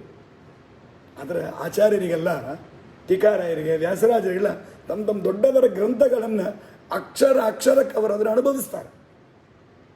ಇಷ್ಟೊತ್ತು ಹಿಂಗೆ ಬರ್ತಾ ಇದೆ ಈ ಸೀಕ್ವೆನ್ಸಲ್ಲಿ. ಇದ್ದಕ್ಕಿದ್ದಾಗ ತ್ಯಾಗಿ ಅಂತ ಶಬ್ದ ಆಡಬೇಕಾದ ದೇವರು ಯಾಕೆ ಸನ್ಯಾಸಿ ಅಂತ ಆಡಿದ? ಆಚಾರ ಅದಕ್ಕೊಂದು ಕಾರಣ ಹೇಳ್ತಾ, ಎಷ್ಟು ಅದ್ಭುತ ಕಾರಣ ನೋಡ್ರಿ. ತ್ಯಾಗಿಗಳಿಗೂ ಸನ್ಯಾಸಿಗಳು ಇನ್ನೊಂದು ಚಿಕ್ಕ ಡಿಫರೆನ್ಸ್ ಇದೆ ಅವರ ಆ್ಯಕ್ಟಿವಿಟೀಸಲ್ಲಿ. ತ್ಯಾಗಿಗಳು ನಾನು ನನಗೆ ಫಲಕ್ಕೋಸ್ಕರ ಅಂತ ಮಾಡಲಾದವರು ತ್ಯಾಗಿಗಳು ಅಂತ ಹೇಳಿದೇವಲ್ಲ, ಎಲ್ಲ ಓಕೆ, ಅವ್ರಿಗೋಸ್ಕರ ಮಾಡಲಾರರು. ಆದರೆ ಇನ್ನೊಬ್ಬರಿಗೆ ಯಾರಿಗಾದರೂ ಬೇಕು ಅಂದರೂ ಕೂಡ ಅವ್ರು ಮಾಡಿಬಿಡೋರಂತ. ನನಗೆ ಈಗ ಏನೋ ಒಂದು ಮಳೆ ಬೇಕು, ಅದು ಏನೋ ಒಂದು ಪ್ರಯೋಜನ, ಮದುವೆ ಆಗಬೇಕು, ನನಗೆ ಮದುವೆ ಆಗಬೇಕು ಅಂತ ನಾನು ಏನೊಂದು ಪೂಜೆ ಮಾಡಿದರೆ ಅದು ನಾ ತ್ಯಾಗಿ ಆಗಲ್ಲ, ಸಕಾಮ ಕರ್ಮ ಮಾಡಿಬಿಟ್ಟೆ. ಆದರೆ ಅವರಿಗೆ ಮದುವೆ ಆಗಲಿ ನಾನು ಮಾಡಿದೆ, ನಾನು ಅವ್ರ ದಕ್ಷಿಣ ತೊಗೊಂಬಾರ್ದು. ಮತ್ತೆ ಇನ್ನೊಬ್ಬರಿಗೆ ಮದುವೆಗೋಸ್ಕರ ನಾನು ಹೋಮ ಮಾಡಿದೆ, ಆಮೇಲೆ ಏನು ಮಾಡ್ತೇನೆ ಕೊನೆಗೆ ಇದಕ್ಕೆ ದಕ್ಷಿಣ ಕೊಡ್ರಿ ಅಂತ ತೊಗೊಂಡ್ಬಿಟ್ರೆ ಎಲ್ಲ ಒಂದೇ ತಾನೆ. ನಾನು ಕಾಸಿಗೋಸ್ಕರ ಮಾಡಿದೆ ಅಂತಲೇ ಆಗೋಯ್ತು.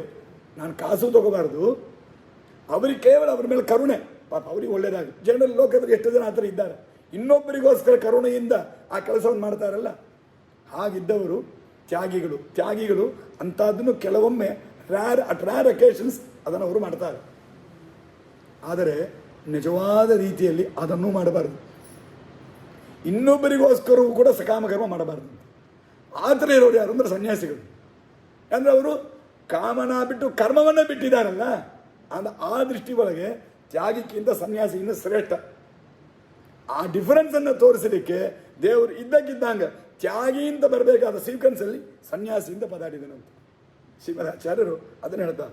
ಭವತ್ ಅತ್ಯಾಗಿನಾಂ ಪ್ರೇತ್ಯ ನತು ಸನ್ಯಾಸಿನಾಂ ಕ್ವಚಿತ್. ಅಂದರೆ ಇಂಥ ತ್ಯಾಗ ಮಾಡಿದವರಿಗೂ, ಅರ್ಥಾತ್ ಇನ್ನೊಬ್ಬರಿಗೋಸ್ಕರ ನಾವು ಮಾಡಿದವರೂ ಕೂಡ ಅದು ಬಾಧಕವೇ. ಇದೇನ್ರಿ ತಪ್ಪು? ಇನ್ನೊಬ್ಬರಿಗೆ ಉಪಕಾರ ಮಾಡಿದ್ರೆ ದೊಡ್ಡ ತಪ್ಪ ಅಂದ್ರೆ ಹೌದು. ತಪ್ಪು ಅಂದರೆ ಏನು ಆಸ್ಪೆಕ್ಟ್ ಹೇಳಿ ತಪ್ಪು ಅಂದರೆ ಎಲ್ಲವನ್ನು ಒಂದೇ ರೀತಿಯಲ್ಲಿ ನೋಡಿಬಿಡಬಾರ್ದು. ಅದು ಬಂಧಕ, ಅದು ನಮಗೆ ನಮ್ಮ ಉದ್ಧಾರಕ್ಕೆ ಅದು ಬಂಧಕವೇ. ನಾನು ಸಾಮಾನ್ಯ ಯಾವಾಗಲೂ ಈ ಲೌಕಿಕ ಉದಾಹರಣೆ ಹೇಳ್ತೇನೆ.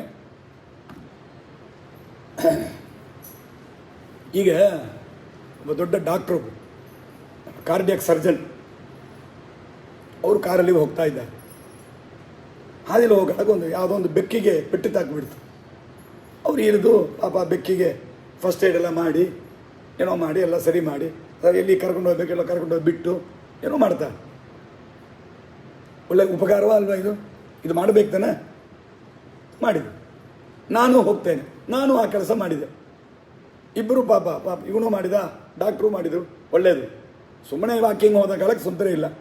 ಪಾಪ ಯಾರೋ ಹಾಸ್ಪಿಟಲ್ ಅಡ್ಮಿಟ್ ಆಗಿದ್ದಾರೆ, ಎಮರ್ಜೆನ್ಸಿ ಇದೆ, ಡಾಕ್ಟ್ರ್ ಆಪರೇಷನ್ ಹೆಸರು ಹೋಗ್ತಾ ಇದ್ದಾನೆ.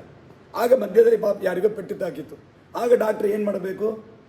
ಇಲ್ಲದು ಅವನಿಗೆ ಕಳೆದು ಫಸ್ಟ್ ಏಡ್ ಮಾಡಿಸಿ ಎಲ್ಲ ಮಾಡಿ ಸೋಡಾ ಕೊಡೋದು, ಸೋಡಾ ಕೊಟ್ಟು ಆಮೇಲೆ ಇವರು ಆಪರೇಷನ್ ಹೋಗ್ಬೇಕಾ? ಡಾಕ್ಟ್ರ್ ಕೆಲಸ ಏನಾವಾಗ ಇದನ್ನು ನೋಡ್ತಾ ಕೂತಿರಬಾರ್ದು. ಈ ಫಸ್ಟ್ ಏಡ್ ಮಾಡೋದು ಇವನ ಕೆಲಸ, ಇವ ಮಾಡಬೇಕಾ? ಇಲ್ಲ. ಅವಾಗ ಇವ ಅಲ್ಲಿ ಸೀದಾ ಆಪರೇಷನ್ ಮಾಡ್ಲಿಕ್ಕೆ ಹೋಗ್ಬೇಕು. ಯಾಕೆ? ಇಲ್ಲಿ ಉಸಿರು ಹೋಗೋದಿಲ್ಲ, ಇವನಿಗೆ ಬರೀ ದುಃಖ ಆಗತ್ತೆ. ಅಲ್ಲಿ ಉಸಿರು ಹೋಗ್ತದೆ, ಯಾವುದು ಇಂಪಾರ್ಟೆನ್ಸೇ ಕೊಡಬೇಕು ನೋಡ್ರಿ. ಅದು ಇವನ ಕೆಲಸ ಅದನ್ನು ಮಾಡೋದೆ. ಆಪರೇಷನ್ ಮಾಡಬೇಕು, ಬೈಪಾಸ್ ಸರ್ಜರಿ ಮಾಡಬೇಕು, ಅದನ್ನು ಮಾಡೋದು ಇವನ ಕೆಲಸ. ಫಸ್ಟ್ ಏಡ್ ಮಾಡೋದು ಯಾರು ಬೇಕಾದ್ರೂ ಮಾಡ್ಬೋದು. ಅದಕ್ಕೆ ಡಾಕ್ಟ್ರಿಗೆ ಕಾರ್ಡಿಯಾಕ್ ಸರ್ಜನ್ ಬಂದದನ್ನು ಫಸ್ಟ್ ಏಡ್ ಮಾಡಬೇಕು ಅಂತಿಲ್ಲ, ಅದು ಯಾರು ಬೇಕಾದರೂ ಮಾಡ್ಬೋದು. ಹಾಗೆ ಆ ಜ್ಞಾನಿಗಳಿಗೆ ಅಂದರೆ ಆ ವ್ಯಕ್ತಿಗಳಿಗೆ ಅವರಿಗೆ ಅಂತ ಯಾವುದು ಅಸಾಧಾರಣವಾದ ಕಾರ್ಯ ಇದೆಯೋ ಅದನ್ನು ಅವರು ಮಾಡಬೇಕು. ಎಲ್ಲರೂ ಮಾಡಬಹುದಾದ, ಯಾರು ಬೇಕಾದರೂ ಮಾಡಬಹುದಾದ ಸಾಧಾರಣ ಕೆಲಸವನ್ನು ಅವರು ಮಾಡ್ತಾ ಕೊಡಬಾರ್ದು. ಇದು ಲೋಕದೃಷ್ಟಿಯಲ್ಲಿ ಒಪ್ಪಿಕೊಳ್ಳಂಗೆ ಇರಬಹುದು. ಲಾಜಿಕಲ್ ಆಗಬೇಕಂದ್ರೆ ಇದು ಹ್ಯಾಂಗ್ರಿ, ಇನ್ನೊಬ್ಬರು ಕಷ್ಟಪಡೋಗಳಿಗೆ ಹ್ಯಾಂಗ್ರಿ ಬಿಟ್ಟು ಹೋಗೋದು ಅಂತ ಲಾಜಿಕಲಾಗಿ ಮಾತಾಡ್ಬೋದು. ಬಟ್ ಫ್ಯಾಕ್ಟ್ ಅದು ಅಲ್ಲ. ಅದಕ್ಕೆ ನಾನು ಈ ದೃಷ್ಟಾಂತ ಕೊಟ್ಟೆ. ಏನೋ ಒಬ್ಬ ಕೆಳಗೆ ಬಿದ್ದಮ್ಮ ಪಾಪ ಕಷ್ಟಪಡ್ತಾ ಇರೋ ಕಾಲಕ್ಕೆ ಅವನು ಬಿಟ್ಟು ಹ್ಯಾಂಗ್ರಿ ಡಾಕ್ಟ್ರು ಹೋಗೋದು ಅಂತಂದ್ರೆ ಉಸಿರು ಹೋಗ್ತದೆ, ಅದು ಪರವಾಗಿಲ್ಲ. ಅವಾಗ ಯಾಗೋ ಸುಮ್ಮನೆ ಹೇಳ್ತೀರಿ, ಅದೆಲ್ಲ ಇಲ್ಲ, ಇಲ್ಲಿ ಹಂಗೆಲ್ಲ ಇಲ್ಲ ಅಂತ ತಿಳಿಬೇಡ್ರಿ. ಜಡಭರತ ಅಂದರೆ ಭರತ ಚಕ್ರವರ್ತಿ, ಋಷಭನಾಮಕನಾದ ಪರಮಾತ್ಮನ ಮಗ, ಮಹಾಜ್ಞಾನಿ, ಕಪಿಲ ಋಷಿ ಆಶ್ರಮದಲ್ಲಿ ಹೋಗಿದ್ದಾನೆ. ಸಂಧ್ಯಾವಂದನೆ ಮಾಡ್ತಾ ಇದ್ದಪ್ಪ. ಸಾಯಂಕಾಲ ಆಯಿತು, ಮೇಘ ಮೂಡಿಕೊಂಡು ಬರ್ತಾ ಇದೆ, ಜೋರ ಮಳೆ ಬರುವಂಗಿದೆ. ಒಂದು ಗರ್ಭಿಣಿಯಾದ ಜಿಂಕೆ, ಗರ್ಭಿಣಿಯಾಗಿದೆ. ಸಿಂಹ ಅಟ್ಟಿಸ್ಕೊಂಡು ಬರ್ತಾರೆ. ಸಿಂಹದ ಗರ್ಜನೆ ಕೇಳಿ ಅಲ್ಲೇ ಪ್ರಸವ ಕೊಟ್ಟಿದೆ ಆ ಜಿಂಕೆ ಮರಿ ಹುಟ್ಟಿತ್ತು. ತಕ್ಷಣ ಪಾಪ ಅವ್ರು ನೋಡಿದ್ರು ಸಾಯೋ ಪರಿಸ್ಥಿತಿ. ಪಾಪ ಆ ಅಮ್ಮ ಸತ್ತೋಯ್ತು. ಆ ಜಿಂಕೆ ತಾಯಿ ಜಿಂಕೆ ಸತ್ತೋಯ್ತು. ಚಿಕ್ಕ ಮರಿ ಹುಟ್ಟಿದೆ. ಅದನ್ನು ತೊಗೊಂಡ್ರು, ಅದನ್ನು ಸ್ನಾನ ಮಾಡಿಸಿ ತಿನ್ನಲಿಕ್ಕೇನೋ ಕೊಟ್ಟರು. ಅಷ್ಟು ಬಿಟ್ಟಿರ್ಬೋದಲ್ಲ. ಅಯ್ಯೋ ಪಾಪ ಅದು ನೋಡ್ಕೊಳ್ಳಿಕ್ಕೆ ಯಾರಿಲ್ಲ ಅಂತ ಅದನ್ನು ನೋಡ್ಕೊಂಡ್ರು ಇವರೇ ಜಿಂಕೆಯಾಗಿ ಹುಟ್ಟುಬಿಟ್ರು. ಹಾಗಾದರೆ ಏನು ಸೂಚನೆ ಆಗಿತ್ತು ನೋಡಿ ಇದರಲ್ಲಿ? ಇದು ಉಪಕಾರ ಮಾಡಬಾರ್ದು, ತಪ್ಪೇನಿಲ್ಲ. ಇದಕ್ಕೆ ಮಾಡಿದ್ರೆ ನರಕಕ್ಕೆ ಹೋಗ್ತಾರಂತ ಅರ್ಥ ಅಲ್ಲ. ಅದು ಒಳ್ಳೆ ಕೆಲಸವೇ. ಆದರೆ ಯಾರಿಗೆ ಒಳ್ಳೆ ಕೆಲಸ? ಯಾರು ಮಾಡಬೇಕು? ಅವರು ಅದನ್ನು ಮಾಡಲಿ, ಎಲ್ಲರೂ ಮಾಡ್ತಾ ಇರಬಾರ್ದು. ಭಾಳ ದೊಡ್ಡ ತತ್ವ ಇದು. ಇದರ ಹಿಂದೆ ಬೇರೆ ಇದಕ್ಕೆ ಪೂರ್ವದಲ್ಲೇ ಆಗಿರ್ತದೆ. ಗೀತಾ ತಾತ್ಪರ್ಯದಲ್ಲಿ ಆಚಾರ್ಯ ಭಾಳ ಅದ್ಭುತವಾಗಿ ಇದನ್ನು ಬರೆದಿದ್ದ. ನಾನಾ ಜನಸ್ಯ ಶುಶ್ರೂಷ ರಾಜಾವತ್ ಕರವನ್ವಿತೇ ಅಂತ ಭಾಳ ಅದ್ಭುತವಾಗಿ ಹೇಳಿದ್ದ. ಯಾರ್ಯಾರು ಯಾವ್ಯಾವ ಥರ ಉಪಕಾರಗಳಾದನ್ನು ಮಾಡಬೇಕು. ಇದನ್ನು ಶ್ರೀಮದಾಚಾರ್ಯರು ಅದ್ಭುತವಾಗಿ ತಿಳಿಸಿಕೊಟ್ಟಿದ್ದಾರೆ. ಹಾಗಾಗಿ ಸನ್ಯಾಸಿಗಳು ಅಂತನ್ನೋರು ಇನ್ನೊಬ್ಬರಿಗೋಸ್ಕರವೂ ಕೂಡ ಸಕಾಮ ಕರ್ಮ ಮಾಡೋದಿಲ್ಲ. ಏನಾದರೂ ಸಕಾಮ ಕರ್ಮ ಮಾಡೋದು ರೂಲ್ಡ್ ಔಟ್. ಅದಕ್ಕೇನೆ ಇವತ್ತು ಸನ್ಯಾಸ ಧರ್ಮದಲ್ಲಿದ್ದ ನಮ್ಮ ಸನ್ಯಾಸಿಗಳು, ಪರಮಂಸ ಸನ್ಯಾಸಿಗಳು ಕೂಡ ಯಾವ ಸಕಾಮ ಕರ್ಮವೂ ಇಲ್ಲ ನೋಡ್ರಿ. ಅವರಿಗೆ ಯಾವ ಸಕಾಮ ಕರ್ಮವೂ ಇಲ್ಲ. ಅವರಿಗೆ ಇನ್ನೊಬ್ಬರಿಗೋಸ್ಕರ ಸಕಾಮ ಕರ್ಮ ಅವ್ರು ಮಾಡಬಾರ್ದು. ಲೋಕಕ್ಷೇಮಕ್ಕೋಸ್ಕರ ನಾನು ಹೋಮ ಮಾಡ್ತೇನೆ ಸ್ವಾಮಿಗಳು ಮಾಡಬಾರ್ದು. ಅವ್ರು ಸ್ವಾಮಿಗಳು ಏನು ಮಾಡಬೇಕಂದ್ರೆ ದೇವರು ಎಲ್ಲರಿಗೆ ಅನುಗ್ರಹ ಮಾಡಲಿಕ್ಕೆ, ದೇವರ ತತ್ವ ಬುದ್ಧಿ ಬರಲಿಕ್ಕೆ, ಧರ್ಮದ ಚಿಂತನೆ ಬರಲಿಕ್ಕೆ ದೇವರಲ್ಲಿ ಪ್ರಾರ್ಥನೆ ಮಾಡ್ತೇನೆ ಅಷ್ಟೇ ಹೇಳಬೇಕು. ಅಷ್ಟೇ ಮಾಡ್ತಾರೆ. ನಮ್ಮ ಸಲುವಾಗಿ ಕಾಮ್ಯವಾಗಿ ಕೂಡ ಅವರು ದೇವರಲ್ಲಿ ಪ್ರಾರ್ಥನೆ ಮಾಡಬಾರ್ದು. ಅದಕ್ಕೆ ನಾವು ಅವ್ರನ್ನ ತೊಂದರೆ ಕೊಡಬಾರ್ದು. ನಿಮ್ಮ ಅನುಗ್ರಹ ಆಗಲಿ, ನಮಗೆಲ್ಲ ಒಳ್ಳೇದಾಗಲಿ ಅಂತ ಅನ್ಬೇಕು. ಸ್ವಾಮಿ ನನಗೆ ಈ ಒಂದು ಕಷ್ಟ ಇದೆ, ಇದನ್ನು ಪರಿಹಾರ ಮಾಡಿ ನಿಮ್ಮದು ಜಪ ಮಾಡಿರಿಂದ ಅವ್ರ ಹತ್ರ ಕೇಳಬಾರ್ದು. ಅವರು ನಿರಂತರ ಮಾಡುವ ಜಪ ಅಲ್ಲ. ಮತ್ತು ಇದಕ್ಕಂತ ಕೇಳದೇ ಇದ್ದರೆ ಹಂಗೆ ಆಗತ್ತೆ. ನಮ್ಗೆ ಇದಕ್ಕಂದು ನಾವು ಕೇಳಿರ್ತನ್ರಿ ಬರೋದು, ಕೇಳದೇ ಇದ್ರೆ ಹೆಂಗೆ ಬರೋದು ಅಂತ ಕೇಳಬೇಕಾಗಿಲ್ಲ. ಶಾಸ್ತ್ರದಲ್ಲಿ ಅದ್ಭುತವಾದ 2 ದೃಷ್ಟಾಂತ ಹೇಳ್ತಾರೆ. ಒಂದನ್ನು ಹೇಳ್ತೇನೆ. ಪಂಡಿತಾಚಾರ್ಯ ಒಂದು ಹೇಳ್ತಾರೆ, ಟೀಕಾರಾಯರ ಒಂದು ದೃಷ್ಟಾಂತವನ್ನು ಹೇಳ್ತಾರೆ. ಟೀಕಾರಾಯರು ಹೇಳಿದ ದೃಷ್ಟಾಂತವನ್ನು ಹೇಳ್ತೇನೆ. ಅಡಿಗೆ ಮಾಡಬೇಕು ರಾತ್ರಿ ಹೊತ್ತು. ಒಳ್ಳೆ ಭಗವದ್ಗೀತಾ ಅಭಿಯಾನ 18 ಅಧ್ಯಾಯ ಮಂಗಳಾಯಿತು. ಒಳ್ಳೆ ಬ್ರಾಹ್ಮಣರಿಗೆ ಸಮೃದ್ಧಿಯಾಗಿ ಅಡಿಗೆ ಮಾಡಿ ಊಟ ಮಾಡಿ ಹಾಕಿಸ್ಬೇಕು. ಚೆನ್ನಾಗಿ ಅಡಿಗೆ ಮಾಡ್ತೇವೆ, ದೇವರ ನೈವೇದ್ಯ ಆಗಬೇಕು. ಒಳ್ಳೆ ಕಟ್ಟಿಗೆಲ್ಲ ಉರಿ ಮಾಡಿ ಅಡಿಗೆ ಮಾಡ್ತಾ ಇದ್ದಾರೆ. ಸಾಯಂಕಾಲದ ಹೊತ್ತು ಕತ್ತಲಾಗಿದೆ, ಅಡಿಗೆ ಮಾಡ್ತಾ ಇದ್ದಾರೆ. ಕಟ್ಟಿಗೆ ಒಳೆ ಉರಿ ಮಾಡಿ ಅಡಿಗೆ ನಡೀತಾ ಇದೆ. ಕೆಳಗೆ ಇದ್ದಕ್ಕಿದ್ದಂಗೆ ಕರೆಂಟ್ ಹೋಯಿತು, UPS ಫೈಲಿಯರ್ ಆಯಿತು. ಅಡಿಗೆ ಮಾಡ್ತಾ ಇರೋ ಜಾಗದಲ್ಲಿ ಸುತ್ತೂರ ಬೆಳಕಿದೆ. ಈಗ ಕೇಳ್ತಾರೆ, ಯಾರೋ ಚಿಕ್ಕ ಹುಡುಗರು ಕೇಳಿದರು, ಮುಂದೆ ಬೆಳಕಾಗಿದಲ್ಲ ಯಾಕಂತ. ಅದಕ್ಕೆ ಕಟ್ಟಿಗೆ ಉರಿ ಮಾಡಿ ಇಟ್ಟಿದ್ದಾರೆ, ಕತ್ತಲಾಗಿದೆ ಅಂತ ಅನ್ನೋದಕ್ಕೆ ಕಟ್ಟಿಗೆ ಉರಿ ಮಾಡಿ ಇಟ್ಟಿದ್ದಾರೆ. ಹಾಗಂತ ಯಾರಾದಂತೇವ? ಕಟ್ಟಿಗೆ ಉರಿ ಮಾಡ್ತಾ ಇರೋದು ಅಡಿಗೆ ಮಾಡಲಿಕ್ಕೆ, ಅನ್ನ ಮಾಡಲಿಕ್ಕೆ, ಪಾಯಸ ಮಾಡಲಿಕ್ಕೆ, ದೇವರ ನೈವೇದ್ಯಕ್ಕೆ ಅಡಿಗೆ ಮಾಡಲಿಕ್ಕೆ ಎಲ್ಲ ಒಳೆ ಉರಿ ಮಾಡ್ತಾ ಇದ್ದೇವೆ. ಉರಿ ಹತ್ತಿದೆ, ಅದು ಅಡಿಗೆ ಮಾಡಲಿಕ್ಕೆ ಆದದ್ದು. ಬೆಳಕಿಗೋಸ್ಕರ ನಾನು ಒಳೆ ಉರಿ ಮಾಡಿಲ್ಲ. ಮತ್ತು ಬೆಳಕು ಬಂದಿದ್ದಲ್ಲ, ತಾನಾಗಿ ಬಂತು. ಅದು ನೇಚರ್. ಯಾವಾಗ ಅಡಿಗೆ ಮಾಡಲಿಕ್ಕೋಸ್ಕರ ಉಡಿ ಮಾಡಿದ ಕಟ್ಟಿಗೆ ಅದು ಬೆಳಕನ್ನು ಕೊಡುತ್ತೆ. ಅದರಂತೆ ಭಗವಂತನ ಪ್ರೀತಿ, ಅಪರೋಕ್ಷ ಜ್ಞಾನ, ಮೋಕ್ಷ, ಇದಕ್ಕಾಗಿ ನಾವು ಸಂಪಾದನೆ ಮಾಡಿದ ಭಗವಂತನ ಅನುಗ್ರಹ ಈ ಅಲ್ಪ ಫಲಗಳನ್ನು ನೇಚರಲ್ಲಿ ಕೊಡೋದು. ಅದಕ್ಕೋಸ್ಕರ ನಾನು ಕೇಳಬೇಕಾಗಿಲ್ಲ. ನಾನು ಕೇಳದೇ ಇದ್ದರೂ ಇದು ಬರ್ತದೆ. ನಾನು ಮಾಡಿದ್ದು ಯಾವುದಕ್ಕೋಸ್ಕರ? ಅಡಿಗೆ ಮಾಡಲಿಕ್ಕೆ ಕಟ್ಟೆ ಉರಿ ಮಾಡಿದ್ದು. ಆದರೆ ನನಗೆ ಸಿಕ್ಕಿದ್ದು ಅಡಿಗೆನೂ ಆಯಿತು, ಬೆಳಕು ಬಂತು. ಹಾಗೆ ನಾವು ಮಾಡುವ ಕರ್ಮಗಳು, ಸಾಧನಗಳು ಭಗವತ್ ಪ್ರೀತಿಗಾಗಿ, ಮೋಕ್ಷಕ್ಕಾಗಿರಬೇಕು. ಅದೇ ಕರ್ಮ ಆ ಕರ್ಮದ ಅನುಗ್ರಹದಿಂದ, ದೇವರ ಅನುಗ್ರಹದಿಂದ, ಜ್ಞಾನದ ಸಾಮರ್ಥ್ಯದಿಂದ ನಮಗೆ ಕ್ಷುಲ್ಲಕವಾದ ಫಲಗಳನ್ನು ಕೊಡುತ್ತೆ. ಕೊಡೋದಿಲ್ಲ ಅಂತಿಲ್ಲ, ಅದನ್ನು ಕೊಟ್ಟು ಬಿಡುತ್ತದೆ. ಆದರೆ ಇದಕ್ಕೋಸ್ಕರ ಮಾಡಿದರೆ ಅದು ಡಿಸ್ಟರ್ಬ್ ಆಗುತ್ತೆ, ಅದು ಹೋಗಿಬಿಡ್ತದೆ. ನೀವು ಅದಕ್ಕೋಸ್ಕರ ಮಾಡಿದಾಗ ಇದು ತಾನಾಗಿ ಸಿಗ್ತದೆ. 5 ವರ್ಷದ ಕೂಸು ಹೇಳಿದ ಮಾತು ಪ್ರಹ್ಲಾದ ಹೇಳ್ತಾನೆ ಭಾಗವತದಲ್ಲಿ, ಬಹಳ ಸುಂದರ ಮಾತು. ಸುಖಮ ಇಂದ್ರಿಯ ಕಂಬಾಲಾ ದೇಹ ಯೋಗೇನ ದೇಹಿನ ಸರ್ವತ್ರ ಜಾಯತೆ ಜಂತೋ ಯಥಾ ದುಃಖಮಯತ್ನತ. ಈಗೆಲ್ಲ ನಾವು ಎಷ್ಟೋ ಕಷ್ಟಪಡ್ತೇವೆ, ಕೆಲಸ ಮಾಡ್ತೇವೆ, ದುಃಖವೂ ಬರುತ್ತೆ. ದುಃಖ ಬರ್ತತಾನೆ, ಕಷ್ಟ ಬರ್ತತಾನೆ. ಕಷ್ಟ ಬರಲಿಂಗ ಯಾರಾದ್ರು ಕೆಲಸ ಮಾಡಿದೇವಾ? ಇಲ್ಲ. ಕಷ್ಟ ಮತ್ತೆ ಯಾಕೆ ಬಂತು? ಬೈ ನೇಚರ್, ಅದು ಹಾಗೆ ಬರ್ತದೆ ರೀ. ಹಾಗೇನೆ ಯಾರು 5 ವರ್ಷದ ಕೂಸು ಪ್ರಹ್ಲಾದ ಹೇಳ್ತಾನೆ, ಹಾಗೇನೆ ಸುಖವೂಪ, ಸುಖಕ್ಕೋಸ್ಕರ ಯಾವುದು ಕಷ್ಟಪಟ್ಟು ಮಾಡಬೇಡ, ತಾನಾಗಿ ಬರ್ತದೆ. ನೀನು ಕರ್ಮಾನುಸಾರವಾಗಿ ತಾನಾಗಿ ಬರುತ್ತೆ. ಸುಖಂ ಐಂದ್ರಿಯಕಂ ಸುಖಂ, ಹೇ ಬಾಲಾಹ ಹುಡುಗರೆ, ಐಂದ್ರಿಯಕಂ ಸುಖಂ ದೇಹ ಯೋಗೇನ ದೇಹಿನ ಸರ್ವತ್ರ ಜಾಯತೆ. ಎಲ್ಲ ಯಾವ ದೇಹದಲ್ಲಿದ್ದರೂ ಸುಖ ಬರ್ತದೆ. ಆದರೆ ಸುಖಕ್ಕೋಸ್ಕರ ಮಾಡ್ಲಿಕ್ಕೆ ಹೋಗಬೇಡ. ನಾನು ನಂಬಲಾರೆ ಅಂದರೆ ಯಥಾ ದುಃಖಮ ಅಯತ್ನತಃ. ನೀನು ಪ್ರಯತ್ನ ಮಾಡಿ ಆ ದುಃಖ ಬಂತು, ಪ್ರಯತ್ನ ಇಲ್ಲದೇನೆ ದುಃಖ ಬರ್ತದೆ. ಹಾಗೋ ಆಗ ನಿನ್ನ ಪ್ರಯತ್ನ ಇಲ್ಲದೇನೆ ಸುಖ ಬರ್ತದೆ. ಆ ಕ್ಷುಲ್ಲಕ ಸುಖಕ್ಕೋಸ್ಕರ ಕಷ್ಟಪಡಬೇಡ. ನೀನು ಮಾಡುವ ಕಷ್ಟವನ್ನೆಲ್ಲ ದೇವರ ಪ್ರೀತಿಗಾಗಿ ಮಾಡು, ಎಲ್ಲ ನಿನಗೆ ತಾನಾಗಿ ಬರ್ತದೆ ಅಂತ ಪ್ರಹ್ಲಾದ ಹೇಳ್ತಾನೆ. ಆ ರೀತಿಯಿಂದ ಸನ್ಯಾಸಿಗಳು ಈ ಇನ್ನೊಬ್ಬರಿಗೋಸ್ಕರವೂ ಕೂಡ ಸಕಾಮ ಕರ್ಮವನ್ನು ಮಾಡಬಾರದು, ಮಾಡೋದಿಲ್ಲ. ಈ ಸ್ವಾರಸ್ಯವನ್ನು ತಿಳಿಸಲಿಕ್ಕೆ ದೇವರು ಯೋಗಿಗಳ ತ್ಯಾಗಿಗಳ ಪ್ರಸಂಗ ಬರಬೇಕಾದಾಗ ಸನ್ಯಾಸಿಯಿಂದ ಪದ ಇಟ್ಟಿದ್ದಾನೆ ಅಂತ ಶ್ರೀಮದಾಚಾರ್ಯರು ಅಲ್ಲಿ ಹೇಳಿಕೊಡ್ತಾರೆ. ಈ ಪ್ರಕಾರ ಪಂಚೈತಾನಿ ಮಹಾಬಾಹು ಕಾರಣಾನಿ ನಿಬೋಧಮೆ ಸಾಂಖ್ಯೇ ಕೃತಾಂತೆ ಪ್ರೋಕ್ತಾನಿ ದ್ವಿಸಿದ್ಧಯೇ ಸರ್ವಕರ್ಮಣಾಂ ಅಂಥೇಳಿ ದೇವರು ಈ ಕರ್ಮವನ್ನು ಮಾಡುವುದರ ಬಗ್ಗೆ ಹೇಳಿ, ತ್ಯಾಗಿಗಳನ್ನು, ಸನ್ಯಾಸಿಗಳನ್ನು ಪ್ರಶಂಸನೆ ಮಾಡಿ, ಈ ಕರ್ಮ ಮಾಡೋದು ಅಂತಾಗಿರಲ್ಲ, ಕರ್ಮ ಮಾಡಲಿಕ್ಕೆ 5 ಫ್ಯಾಕ್ಟರ್ಸ್ ಇದೆ ದೇವರು ಹೇಳ್ತಾನೆ. 5 ವಿಷಯಗಳಿದೆ. ಇದನ್ನು ಸಾಂಖ್ಯಶಾಸ್ತ್ರದಲ್ಲಿ ಹೇಳಿದ್ದಾರೆ. ಸಾಂಖ್ಯಶಾಸ್ತ್ರ ಅಂದರೆ ಇವತ್ತು ಈ ಪತಂಜಲಿ ಅಂತ ಅದು ಒಂದು ಸಾಂಖ್ಯಶಾಸ್ತ್ರಕ್ಕೆ ಸಂಬಂಧಪಟ್ಟದ್ದೇ ಅದಲ್ಲ, ಅದು ಶಾಸ್ತ್ರ ವಿರುದ್ಧದ್ದು. ಆದರೆ ಕಪಿಲ ರೂಪಿಯಾಗಿ ಪರಮಾತ್ಮನೇ ಉಪದೇಶ ಮಾಡಿದ್ದು ಸಾಂಖ್ಯಶಾಸ್ತ್ರ. ಅದನ್ನು ಹೇಳಬೇಕು. ಆ ಸಾಂಖ್ಯಶಾಸ್ತ್ರದಲ್ಲಿ ಬಂದಿದೆ, ಅದನ್ನು ಹೇಳ್ತೇನೆ ಕೇಳು ಅಂತಾನೆ ದೇವರು. ಅಧಿಷ್ಠಾನಂ 5 ಫ್ಯಾಕ್ಟರ್ಸ್ ಇದೆ. ಯಾವುದು ಅಂತ ಹೇಳ್ತೇನೆ, ಅದರ ವಿವರಣೆಗಳ ಮುಂದೆ ನಾಳೆ ಹೇಳೋಣ. ಅದರ ಮೇಲಿನ ವಿಷಯ ಅಧಿಷ್ಠಾನಂ ತಥಾ ಕರ್ತ ಕರಣಂ ಚ ಪೃಥಗ್ವಿಧಂ ವಿವಿಧಾ ಚ ಪೃಥಕ್ ಚೇಷ್ಟಾ ದೈವಂ ಚೈವ ಅತ್ರ ಪಂಚಮಂ ಅಂತ 5 ಕಾರಣ ಅದ. ಅಧಿಕರಣಂ, ಅಧಿಷ್ಠಾನಂ, ಕರ್ತ, ಕರಣಂ, ಚೇಷ್ಟ, ದೈವಂ ಅಂತ 5. ಏನದ 5? ಸಿಂಪಲಾಗಿ ಅದರ ಅರ್ಥ. ಅಧಿಷ್ಠಾನ ಅಂದರೆ ಸ್ಥಳ.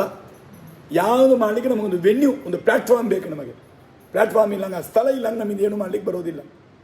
ಎಲ್ಲ ಸತ್ಕರ್ಮಕ್ಕೂ ಮೂಲ ಅಧಿಷ್ಠಾನ ನಮ್ಮ ಶರೀರ. ಅದಕ್ಕೆ ತುಂಬ ದೊಡ್ಡ ಕ್ಷೇತ್ರ, ತುಂಬ ದೊಡ್ಡ ಮುಖ್ಯವಾದದ್ದು ಈ ಶರೀರ. ಅದಕ್ಕೆ ಅಧಿಷ್ಠಾನ. ಜೊತೆಗೆ ಭೂಮ್ಯಾದಿಗಳು, ನೆಲ, ಹೊಲ, ಇದೆಲ್ಲ ಅಧಿಷ್ಠಾನ. ಮನೆ, ಬಾಗಿಲು, ಇದಿದ್ದರ ತನಕ ಮಾಡಲಿಕ್ಕಾಗತ್ತೆ. ಅದಕ್ಕೆ ಅಧಿಷ್ಠಾನ. ಆಮೇಲೆ ಕರ್ತ, ಕರ್ತ ಶಬ್ದಕ್ಕೆ ಎರಡು ಅರ್ಥ ಹೇಳ್ತಾರೆ ಆಚಾರ್ಯರೇ. ಕರ್ತ ಅಂಬೋದಕ್ಕೆ ಸ್ವತಂತ್ರ ಕರ್ತ. ಯಾಕಂದ್ರೆ ಕರ್ತ ಅಂತಂದ್ರೆ ಮೇಯ್ನ್ ಯಾರು ಅವರನ್ನು ತಗೋಬೇಕು, ಮೇಯ್ನ್ ಯಾರು ಅವರನ್ನೇ ಹೇಳಬೇಕು. ಸುಮ್ಮನೆ ಅಪ್ರಯೋಜಕವಾದ ಕರ್ತ ಅಂತ ಹೇಳ್ಕೊಂಡ್ರೆ ಏನು ಲಾಭ? ಅದಕ್ಕೆ ಕರ್ತ ಅಂತಂದರೆ ಯಾರು? ದೇವರು. ಸ್ವತಂತ್ರ ಕರ್ತ, ಸರ್ವೋತ್ತಮ ಕರ್ತ ನಮ್ಮ ದೇವರು. ಅದಕ್ಕೆ ಕರ್ತ ಅಂದರೆ ದೇವರು. ಅಥವಾ ಕರ್ತ ಅಂದ್ರೆ ದೇವರಿರಲಿ, ಆದರೆ ಫಲಕ್ಕೋಸ್ಕರ ಮಾಡೋದು, ಫಲವನ್ನು ಅನುಭವಿಸಲಿಕ್ಕೋಸ್ಕರ ಮಾಡೋದು ಯಾರು? ಜೀವ. ನಮ್ಮ ಜೀವನನ ಕರ್ತ ಅಂತ ತೆಗೆದುಕೊಂಡ್ರೆ ದೇವರನ್ನು ಇನ್ನೊಂದು ಹೆಸರಿಂದ ತಗೊಳ್ಳೋಣ. ಇನ್ನೊಂದು ಪ್ರೊವಿಷನ್ ಇದೆ, ಅದನ್ನು ತಗೊಂಬೋಣ. ಕರಣಂ, ಕರಣ ಅಂದರೆ ಟೂಲ್ಸ್, ಅದೆಲ್ಲ ಕರಣ. ಇಂದ್ರಿಯಗಳು, ದೇಹ ಅಧಿಷ್ಠಾನ ಅಂದರೆ ದೇಹದಲ್ಲಿರುವ ಇಂದ್ರಿಯಗಳು, ಇದೆಲ್ಲ ಕರಣಗಳು. ಕರಣಗಳು, ಇಂದ್ರಿಯಗಳಿಲ್ಲ ನಮಗೆ ಯಾವ ಕೆಲಸ ಮಾಡಲಿಕ್ಕೆ ಹೋಗೋದಿಲ್ಲ. ಇಂದ್ರಿಯಗಳು ಎರಡು ವಿಧ, ಜ್ಞಾನೇಂದ್ರಿಯ, ಕರ್ಮೇಂದ್ರಿಯ, ಸೆನ್ಸ್ ಆರ್ಗನ್ಸ್. ಇನ್ನೊಂದು ಫಿಸಿಕಲ್ ಆಕ್ಟಿವಿಟೀಸ್ ಅನ್ನು ಕೊಡುವ ಆರ್ಗನ್ಸ್. ಜ್ಞಾನೇಂದ್ರಿಯ 5 ಪ್ರಧಾನವಾಗಿ: ಚಕ್ಷು, ಶ್ರೋತ್ರ, ನಾಸಿಕ, ಜಿಹ್ವ, ತ್ವಕ್ 5. ಕರ್ಮೇಂದ್ರಿಯ 5: ಬಾಯಿ ಅಂದರೆ ಬಾಯಿ, ಮುಖ, ಬಾಯಿ, 2 ಕೈಗಳು ಸೇರಿ 1 ಅಂತ ಲೆಕ್ಕ. ಕೈಗಳು, ಕಾಲುಗಳು, ಮಲಮೂತ್ರ ವಿಸರ್ಜನೆ ಮಾಡುವ 2 ಇಂದ್ರಿಯಗಳು, 2. ಹಾಗಾಗಿ 5 ಜ್ಞಾನೇಂದ್ರಿಯ, 5 ಕರ್ಮೇಂದ್ರಿಯ. ಅದೆಲ್ಲ ಹಂಗೆ ಮನಸ್ಸು, ಬುದ್ಧಿ ಇದು ಕೂಡ ಜ್ಞಾನೇಂದ್ರಿಯದಲ್ಲಿ ಸೇರಿದ್ದು. ಈಗ 12 ಇಂದ್ರಿಯಗಳು, ಇವುಗಳೆಲ್ಲ ಕರಣಗಳು ಅಂತ ಆಗತ್ತೆ. ಇದಿಲ್ಲಂಗಿರುವ ಶರೀರ, ಈ ಇಂದ್ರಿಯಗಳೆಲ್ಲ ಬೇರೆ, ಇದಿಲ್ಲಂಗ ಶರೀರ, ಇದಕ್ಕೆ ಗೋಲಕ ಅಂತ ಕರಿತೇವೆ. ಜಸ್ಟ್ ಇದು ಒಂದು ಪೊಳ್ಳಿದ್ದಂಗೆ, ಇದೆಲ್ಲ ಇಲ್ಲಂಗೆ ಬರೀ ಶರೀರ. ಇದು ಇದು ಕರೀತಾನೆ. ಬಸ್ಸೆಲ್ಲ ಬಂದರೆ ಅದು ಮಿಷಿನ್ ತನಿಯ ಇರ್ತದೆ, ಬಾಡಿ ತನಿಯ, ಬಾಡಿ ಬಿಲ್ಡಿಂಗ್ ತನಿಯ ಅಂದಿರೋರು. ಆ ಬಾಡಿಯನ್ನು ನಾವೆಲ್ಲ ಸರಿ ಬಸ್ ಅಂತ ಕರಿತೇವೆ, ಅದರ ಇಂಜಿನ್ನು, ಸ್ಟೀರಿಂಗ್ ಅದೆಲ್ಲ ಬೇರೆ. ಅದರ ಕೆಲಸ, ಅದರ ಉಪಯೋಗ ಎಲ್ಲ ಬೇರೆ. ನಾವು ಕಾಣುವ, ನಾವು ಮೇಲೆ ಕೂಡುವ, ಓಡುವ, ಮಲಗುವ ಅದೆಲ್ಲ ಬೇರೆ. ಆ ಥರ ಈ ಶರೀರ ಎಂಬುದು ಬರೀ ಬೇರೆ ಬಾಡಿ ಇದ್ದಂಗಿದಷ್ಟೇ. ಒಳಗಿರುವ ಇಂದ್ರಿಯಗಳು ಅದು ಕರಣಗಳು ಅಂತ ಆಗುತ್ತೆ. ಶರೀರ ಇದು ಅಧಿಷ್ಠಾನ, ಇಂದ್ರಿಯಗಳಿಗೂ ಸೇರಿ ಅಧಿಷ್ಠಾನ ಇದೆ. ಇಂದ್ರಿಯಗಳಿರೋದು ಶರೀರದಲ್ಲೇ ಇದೆ. ಹಾಗಾಗಿ ಈ ಡಿಫ್ರೆನ್ಸ್. ಆಮೇಲೆ ಕರಣಂ, ಇದೆಲ್ಲ ಹಂಗೆ ಕರಣೀನಿ ಯಾವುದು ಅಂದರೆ ಶುಕ್ಕು ಶುಭ. ಯಜ್ಞಗಳ ಮಾಡಲಿಕ್ಕೆ ಶುಕ್ಕು ಶುಭ ಉಪಕರಣಗಳು, ಇದೆಲ್ಲ ಕರಣಗಳು. ಆಮೇಲೆ ಚೇಷ್ಟ, ಅದಕ್ಕೆ ತಕ್ಕಂಗೆ ಒಂದೊಂದು ಚೇಷ್ಟೆಗಳು. ಕೈ ಕಾಲು ಆಡಿಸೋದು, ಪೂಜೆ ಮಾಡೋದು, ಹೀಗೆ ಪಾಠ ಹೇಳಲಿಕ್ಕೆ ಒಂಥರ ಈ ಪ್ರವೃತ್ತಿಗಳಿದೆಲ್ಲ ಆಕ್ಟಿವಿಟೀಸ್, ಅದಕ್ಕೆ ಪರಿಸ್ಪಂದ ಅಂತ ಕರಿತೇವೆ. ಶಾಸ್ತ್ರೀಯ ಹೇಳಬೇಕಂದ್ರೆ ಪರಿಸ್ಪಂದ ಅಂತ ಹೇಳ್ತೇವೆ. ಇದೆಲ್ಲ ಚೇಷ್ಟ, ವಿವಿಧ ಚೇಷ್ಟ, ಆ ಕೆಲಸಕ್ಕೆ ತಕ್ಕಂಗೆ ಬೇರೆ ಬೇರೆ ಆಕ್ಟಿವಿಟೀಸ್. ಇದೆಲ್ಲ ದೈವಂ, ಇದೆಲ್ಲಕ್ಕೂ ಕೋಆರ್ಡಿನೇಟ್ ಮಾಡಲಿಕ್ಕೆ ತುಂಬ ಮುಖ್ಯವಾದದ್ದೊಂದು ಬೇಕು. ಇದೆಲ್ಲವನ್ನು ಇದು ಒಂದೊಂದು ಕಡೆಗಿದೆ. ಇದೆಲ್ಲವನ್ನು ಸೇರಿಸಿ ಕೋಆರ್ಡಿನೇಟ್ ಮಾಡಿ ನಮ್ಮ ಏನು ರಿಸಲ್ಟ್ ಬರಬೇಕು ಆ ಡೈರೆಕ್ಷನ್ ನಮ್ಮನ್ನು ಕರ್ಕೊಂಡು ಹೋಗಲಿಕ್ಕೆ ದೈವ ಅಂದರೆ ಅದೃಷ್ಟ ಅಂತ ಅರ್ಥ. ಅದೃಷ್ಟ ಅಂದರೆ ನಾವು ಹಿಂದಿನ ಜನ್ಮದಲ್ಲಿ ಮಾಡಿದ ಪುಣ್ಯ ಪಾಪಗಳು. ಸೊ ಪುಣ್ಯ ಪಾಪಗಳು ಎಲ್ಲಿ ಕೆಲಸ ಮಾಡುತ್ತೆ ಅಂದರೆ ಹಿಂಗೆ ಕೆಲಸ ಮಾಡುತ್ತೆ. ಪುಣ್ಯ ಪಾಪಗಳಿಲ್ಲ ಅಂದರೆ ಇದೆಲ್ಲ ಅಸಂಬಳೆ ಆಗೋದಿಲ್ಲ ನಮಗೆ. ತುಂಬ ಜನ ತಪ್ಪು ತಿಳ್ಕೊಂಡಿದ್ದಾರೆ, ಪುಣ್ಯ ಇದ್ದರೆ ತಾನಾಗಿ ಕೆಲಸ ನಡೆಯೋದು ಅಂತ. ಪುಣ್ಯ ಇದ್ದರೆ ಎಲ್ಲ ನಡೀಲಾರದು. ಪುಣ್ಯ ಇದ್ದರೆ ಇದೆಲ್ಲವನ್ನು ಸೇರಿಸಿ ಕೊಡೋದು, ಇದರಿಂದ ನಾವು ಮುಂದೆ ಕೆಲಸ ಮಾಡ್ತೇವೆ. ಟೀಕಾರರು ಭಾಳ ಸುಂದರ ಹೇಳ್ತಾರೆ ಸುಧಾದಲ್ಲಿ. ಪುಣ್ಯ ಪಾಪಗಳು ಏನು ಮಾಡ್ತದೆ ಅಂದರೆ ಇದಕ್ಕೆ ಅದೃಷ್ಟ ಅಂತ ಇನ್ನೊಂದು ಹೆಸರು. ದೈವ ಅಂದರೆ ಅದೃಷ್ಟ ಅಂತ ಹೇಳಿದೆ, ಹೆಸರೇ ಅದಕ್ಕೆ ಅದೃಷ್ಟ. ನಮ್ಮ ಕಣ್ಣಿಗೆ ನೀಲ ಕಾಣಿಸಲಾರದು. ಅದೇನು ಮಾಡೋದು ಅಂದರೆ ದೃಷ್ಟ ಸಾಮಗ್ರಿಗಳನ್ನು ಸೇರಿಸಿ ಕೊಡೋದು. ದೃಷ್ಟ ಪದಾರ್ಥ, ಈಗ ಹೇಳಿದ್ದೆಲ್ಲ ದೃಷ್ಟಗಳಲ್ವಾ.